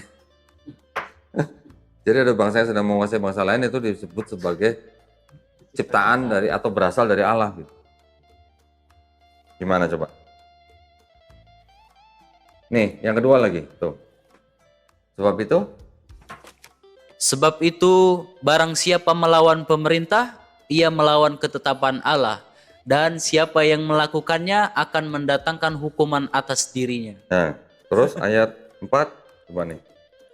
Karena pemerintah adalah hamba Allah untuk kebaikanmu, tetapi jika engkau berbuat jahat, takutlah akan dia, karena tidak percuma pemerintah menyandang pedang. Pemerintah adalah hamba Allah untuk membalaskan murka Allah atas mereka yang berbuat jahat. Ngeri nggak? Gimana coba? Jadi menurut Paulus, pemerintah Romawi itu adalah hamba Allah gitu. Apa bilangnya? Takutlah akan dia, no. Suruh takut sama Romawi. Nggak percuma pemerintah menyandang pedang. Pemerintah adalah hamba Allah untuk membalaskan murka Allah atas mereka yang berbuat jahat. Coba, kira-kira gimana? Pemerintah itu adalah Romawi yang sedang menguasai bangsa Yahudi di tanah Palestina. Terus bangsa Yahudinya diajarin suruh takluk kepada pemerintah. Terus kalau penjajahnya nggak pergi, mau sampai kapan tuh bangsa merdeka kan gitu? Nih lagi ayat 6 tuh. Itulah juga sebabnya maka kamu membayar pajak, karena mereka yang mengurus hal itu adalah pelayan-pelayan Allah. Yakin yang mengurus itu pelayan Allah? Yang mengurus pajak itu pelayan Allah. Pelayan Allah dari mana? Kristen aja belum gitu. Ya kan? Nggak cocok kan? Nah, jadi gimana? Kalau ngeliat ayat-ayat ini kan ayat-ayat yang dianggap tulisan Paulus nih. Ini gimana? Anda mau tanggapan? Ini ayat ini Ustaz, konteksnya ini untuk pemerintah yang menjajah atau untuk semua pemerintah gitu konteks ayatnya? Kalau menurut saya, surat-surat Paulus itu ditulis kira-kira tahun 50 sampai 60 atau sampai 70 Masehi lah. Waktu itu kan Romawi masih bercokol di situ. Bahkan bait suci yang kedua kan dihancurkan tahun 70 Masehi. Yang menghancurkan Jenderal Titus dari Romawi. Mungkin gara-gara nggak patuh kali jadi kan berontak kan, bangsa Yahudi berontak. Sampai akhirnya bait suci yang kedua dihancurkan. Sekarang tinggal temboknya doang. Nah, terus tulisan-tulisan itu baru diketemukan mungkin di abad kedua gitu. Sampai nanti ada beberapa gereja yang bilang ini tulisan Matius, ini tulisan Markus. Nanti di akhir abad kedua bilang ini tulisan Matius, Markus, Lukas, Yohanes. Berarti tulisan-tulisan yang beredar pada saat itu yang tidak diketahui siapa yang nulis, yang ditulis di Romawi, terus dibaca sama orang Yahudi, kita suruh patuh sama penjajah gitu. Kita suruh bayar pajak gitu. Kita suruh mengasihi musuh kita gitu. Mungkin nggak tulisan-tulisan itu kira-kira ajaran dari penjajah? Gitu aja. Sekarang kalau bukan dari penjajah, terus yang nulis itu kok rajin amat gitu suruh. Nah gitu. Ya, ini sih hanya ngajak mikir ya, bukan cuma ngajak mikir doang ini. Ternyata setelah itu gereja-gereja yang sudah terbentuk itu, wah pecahnya kemana-mana. Sampai tadi bilang berapa? 45.000 kan? Bayangin 45.000 seluruh dunia.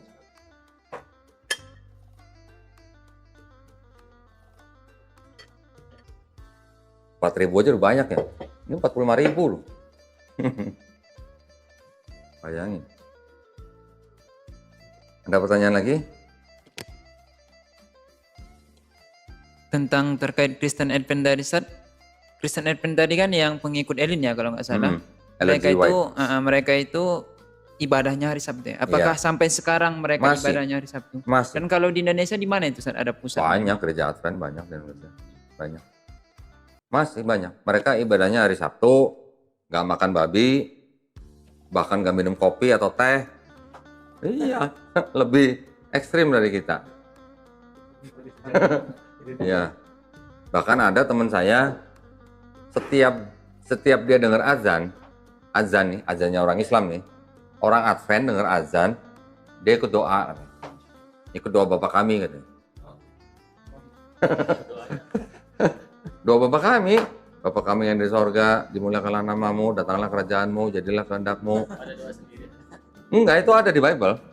Ada di Bible ajaran itu. Kalau di Manado nih, setiap ada azan, sebelum azan itu mereka pakai speaker, bacain ayat-ayat Bible di gereja. Nggak mau kalah sama azan. Nggak ada, kalau itu nggak ada. Ya, karena mereka mungkin karena untuk menyaingi suara azan mungkin ya. Nggak ada. Advent masih ada. Jadi Sabtu mereka sabat gitu, ngikutin sabat. Pertanyaan yang lain? Jadi kalau dalam sejarah kenapa bisa pecah atau jadi banyak cabang itu mungkin karena juga ada orang yang pengen memperluas pengaruhnya gitu. Iya. Iya. Jadi gimana? Salah satunya adalah kekuasaan atau pengikut ya, atau pengaruh gitu kan.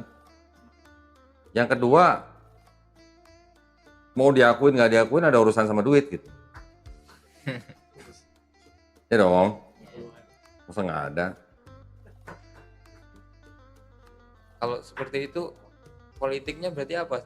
Kalau maksudnya kan kalau emang maksudnya dihubungkan dengan Indonesia itu kan yang demokrasi gitu kan, ajaran demokrasi sama ajaran yang mungkin yang itu seperti itu kan kayak apa namanya otoriter gitu kan. Jadi kan agak beda gitu kan, bagaimana orang-orang Kristen itu bisa sekarang itu menempati politik di Indonesia sedangkan secara keyakinan itu kan agak beda dengan demokrasi gitu. Sebenarnya sini nggak ada hubungan sama demokrasi ya kalau bicara perbandingan agama ya. Kalau udah demokrasi kan berarti urusannya dengan politik ya. Kita sih kita nggak ke arah situ lah, kita nggak ke arah politik. Ya kalau mereka bisa menjadi pejabat-pejabat atau ngikut dalam politik ya itu dengan caranya yang sudah kita mungkin sama-sama ketahui lah. Itu kita nggak bahas di sini gitu. Ini bukan kelas politik ya. Bahkan kalau kita bicara mengenai negara Zionis Israel yang sekarang ini pun, apapun yang mereka lakukan itu kepada kepada orang-orang Palestina, itu juga nggak ada urusan dengan agama. Itu pure politik. Jadi mohon maaf saya nggak melayani politik. Kita umat Islam harus berpolitik, tetapi kita tidak harus menyatakan sikap politik. Jangan nanya politik atuh, nanya ini. Yang dijelasin bahkan nanya politik gimana sih? Pertanyaan lain?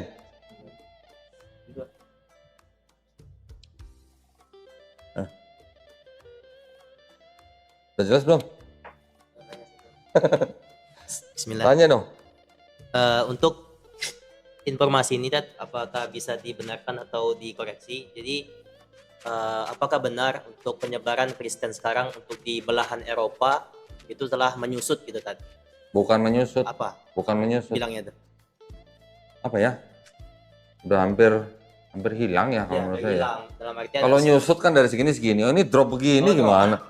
Nah, sedangkan di Asia itu meningkat. Malah naik. Itu Iya. apakah benar atau gimana? Kurang lebih benar. Yang di Eropa kan memang sumber daya mereka untuk melakukan penginjilan itu kan mengumpulkan dana sebanyak-banyaknya untuk disebarkan ke daerah-daerah yang masih remote gitu atau yang masih berkembang gitu. Yang di barat sendiri sekarang juga dana-dana yang mereka kumpulkan sudah mulai berkurang. Orang-orang Itali, warga negara Itali yang di mana? Vatikan, yang ada Vatikan. Mereka semua diwajibkan dipotong pajak.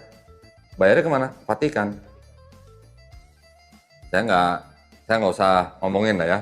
Vatikan pakai buat apa aja saya nggak usah ngomongin ya. Tapi jelas nyampe nggak duit itu sampai ke negara lain? Pasti nyampe. Gitu.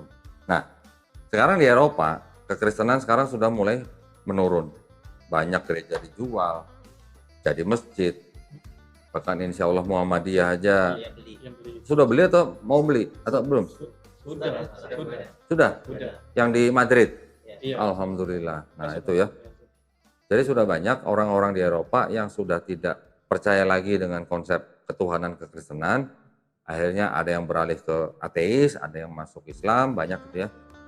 Akhirnya sekarang kekristenan di Eropa juga sudah turun, udah banyak turun. Nah, tapi mereka masih mendanai misi penginjilannya di luar Eropa, gitu. Termasuk di Indonesia. Di Indonesia sendiri boleh dikatakan tingkat pertumbuhan Kristennya termasuk yang paling tinggi di dunia. Termasuk yang paling tinggi di dunia ya. Benar, memang benar. Jadi coba aja lihat, Indonesia waktu merdeka berapa persen Muslim? 95. Waktu G30 PKI berapa umat Islam? 90-an lah ya, 91, 92 atau 90. Sekarang berapa? 87 saya dengar.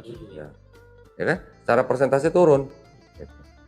Walaupun secara total manusianya umat Islam bertambah jauh ya. Udah 230 jutaan mungkin ya. Tapi persentasenya menurun gitu. Berarti kan pertumbuhan Kristennya tinggi. Nah, jadi kita yang harus waspada kan.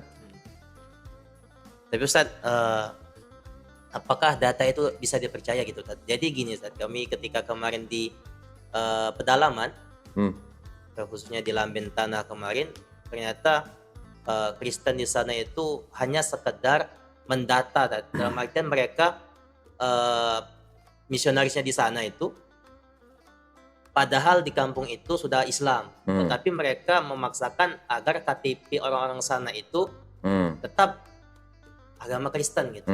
Apakah itu hanya sebuah permainan data saja? Bisa juga. Itu juga bisa sebagian dari misi mereka. Nah kan saya juga pernah beli gereja di Jawa Tengah. Saya beli gereja. Satu kampung itu Kristennya cuma 2 orang. Suami istri. Ini pun yang dititipin kunci gereja gitu. Marbot. Ya, satu gereja ini nggak ada jemaat sebenarnya. Satu kampung itu Kristen cuma 2 orang, marbot, dititipin kunci. Setiap minggu ada kebaktian, ada. Dari mana jemaatnya? Dari luar desa. Mereka bawa 2-3 mobil datang setiap minggu kebaktian. Jadi kelihatannya aktif gitu. Tapi bukan orang-orang situ yang kebaktian di situ. Nah, terus karena COVID kan, segala macam kan, nggak ada kebaktian. Kita beli tuh gereja. Hah? Enggak dong, nggak ada hancur. Justru kita nggak boleh robah bentuk bangunannya. Kita jadikan masjid. Masjidnya Isa Al-Masih namanya. Bentuk bangunannya kita nggak robah.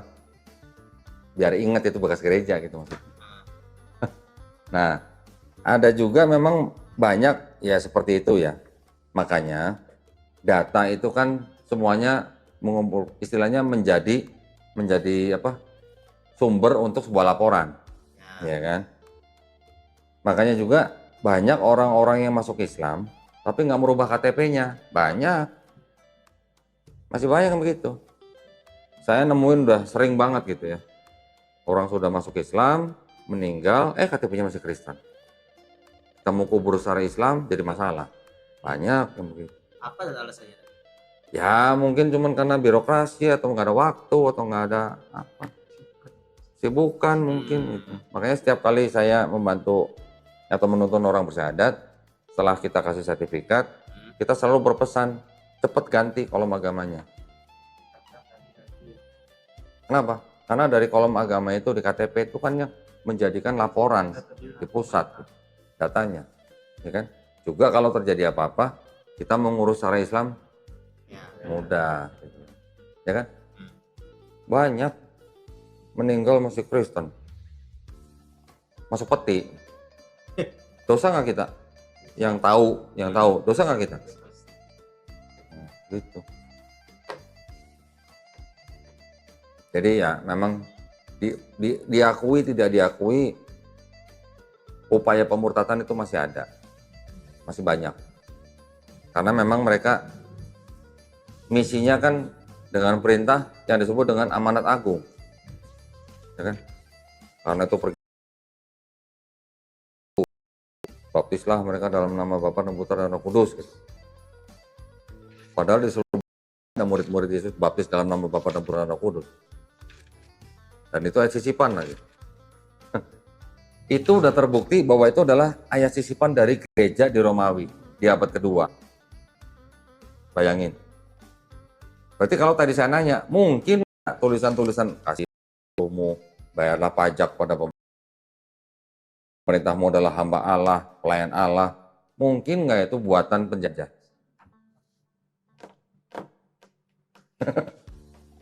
Nah, terus itu ribuan tahun kemudian dibawa ke negara-negara lain, ke bangsa-bangsa lain, Latin, ke Indonesia, ke mana-mana.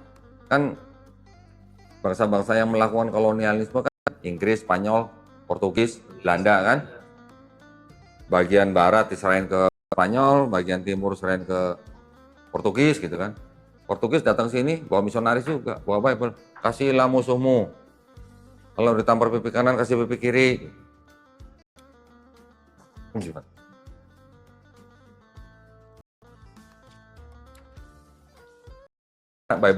Bible versi Bible.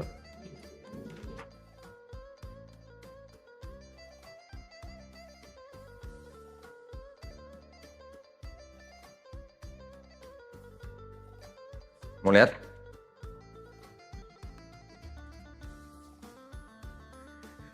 Ini namanya Bible Negro, ya.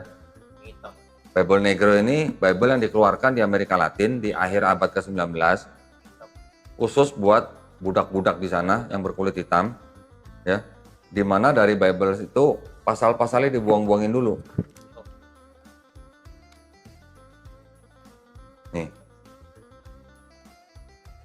Nih. Ini Bible yang kan ya. Sini ya. Sini ya.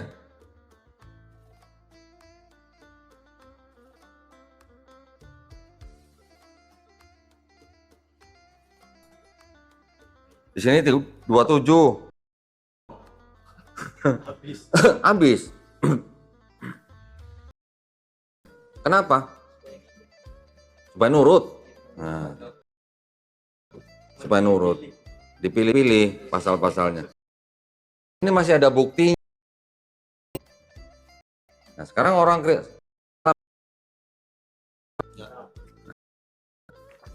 ini ayat-ayatnya masih sama dengan di Bible-Bible yang lain. Tapi pasal-pasalnya sudah di diskon. Ya.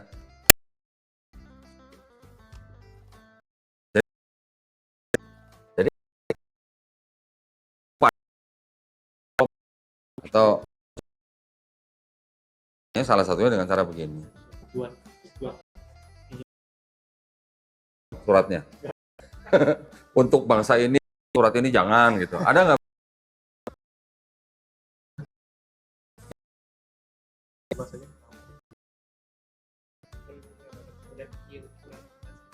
Iya, karena ini kan di halaman.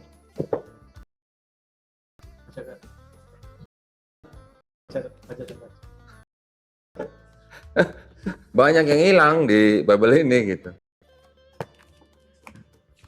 Bayangin.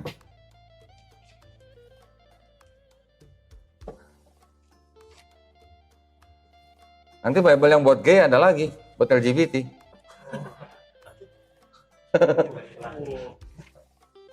Ada lagi nih buat gay. Loh, nih.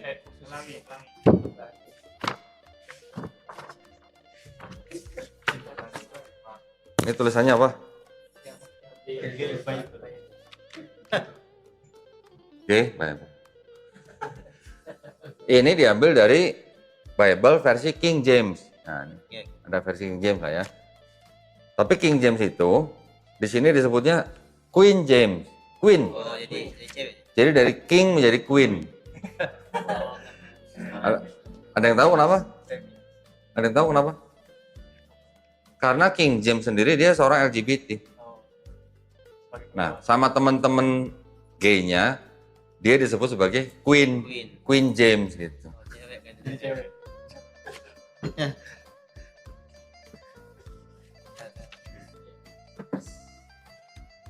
kan.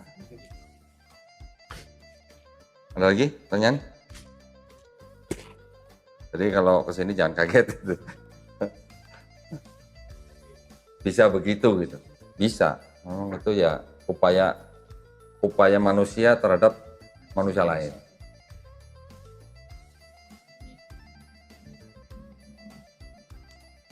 Ya.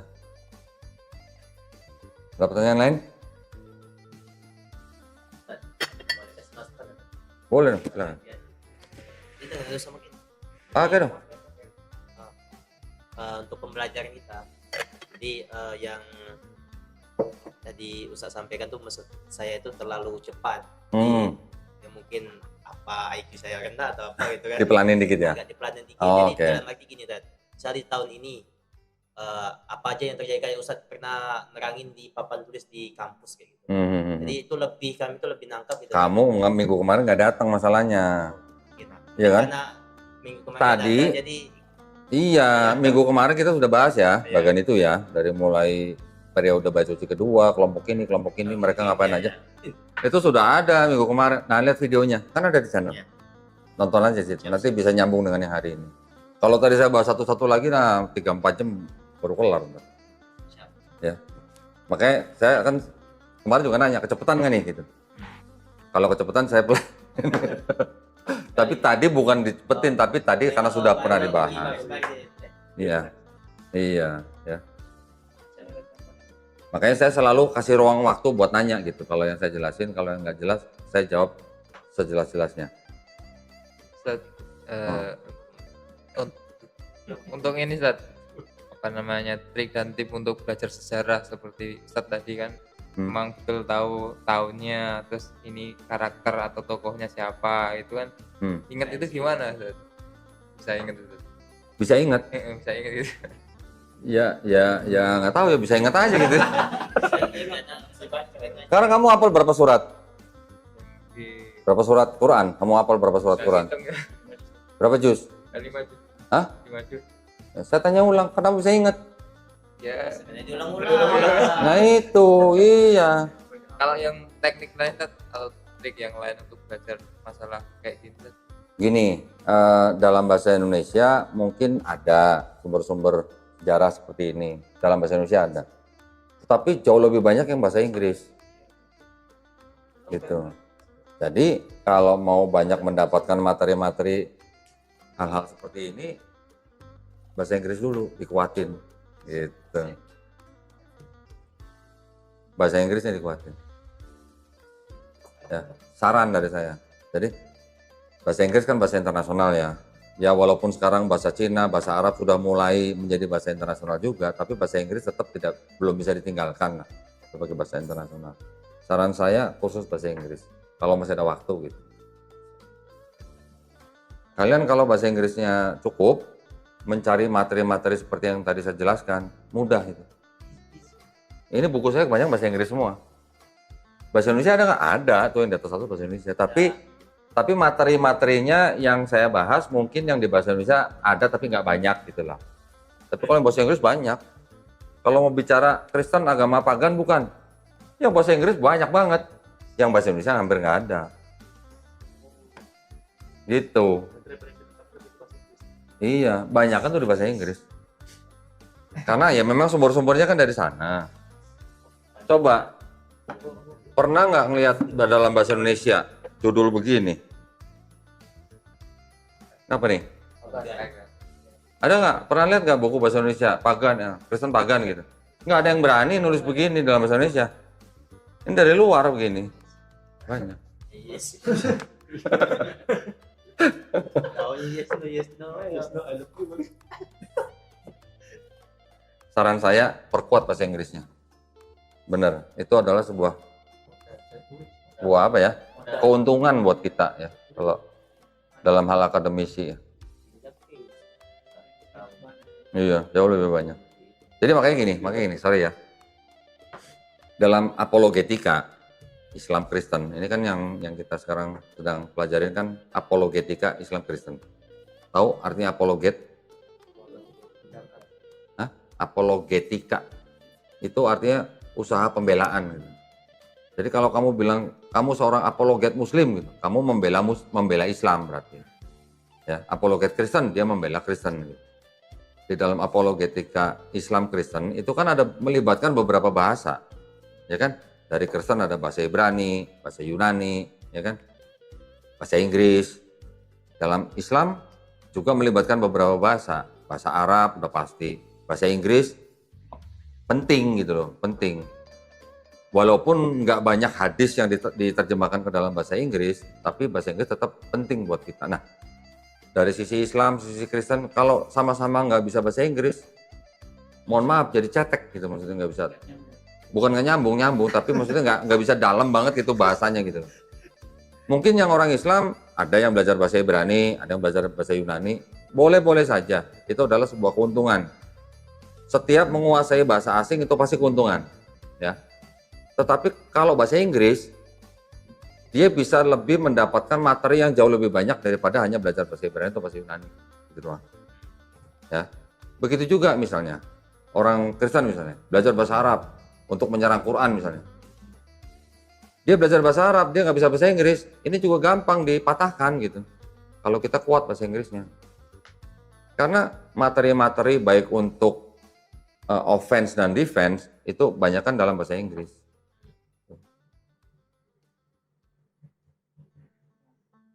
Cari kursus bahasa Inggris. Ya. Saya alhamdulillah karena dari dari kelas 6 SD, ayah saya tuh udah bawa saya naik sepeda khusus bahasa Inggris. Kelas 6 SD udah suruh bahasa Inggris walaupun sama anak-anak semua. Begitu SMP, saya dimasukkan dalam kursus bahasa Inggris yang resmi gitu. SMP kelas ini elementary 1, elementary 2, mau intermediate kelasnya habis pindah tempat kursus gitu. Kursus ini intermediate 1, intermediate 2, mau advance habis orangnya. Mau cari lagi nggak ada gitu. Ke Jakarta baru ada lagi. Jadi alhamdulillah kalau memang dari kecil kita bahasa Inggris menjadi bahasa kedua kita, nanti pada waktu kita mempelajari hal-hal seperti ini tuh lebih mudah buat kita gitu. Kursus lah bahasa Inggris lah.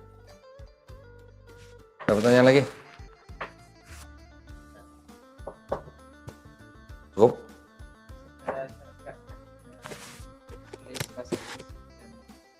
Banyak kan? Banyak kan? Nah gini. Kursus bahasa Inggris itu kan ada dua macam. Ada yang menekankan conversation, percakapan. Ada yang selain conversation itu apa namanya? Kayak apa? Bukan vocab, kayak grammar gitu ya? Atau gimana ya? Nah, kalau mau lancar berbahasa Inggris, cari orang bule atau orang asing gitu. Sering ngomong, sering nonton tanpa teks gitu ya, atau denger lagu, lirik yang dalam bahasa Inggris dan sering-sering baca. Itu pasti cepat. Conversation ya.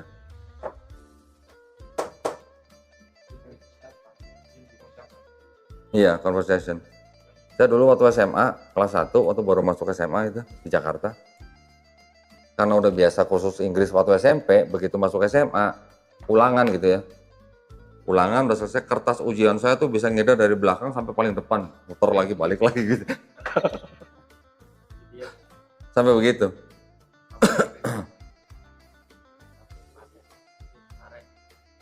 Banyak bukan bahasa Inggris khusus sekarang?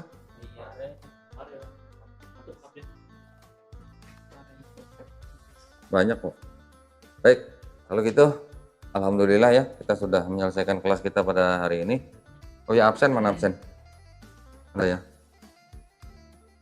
Mudah-mudahan apa yang kita bahas pada hari ini menjadi manfaat ya buat kita semua.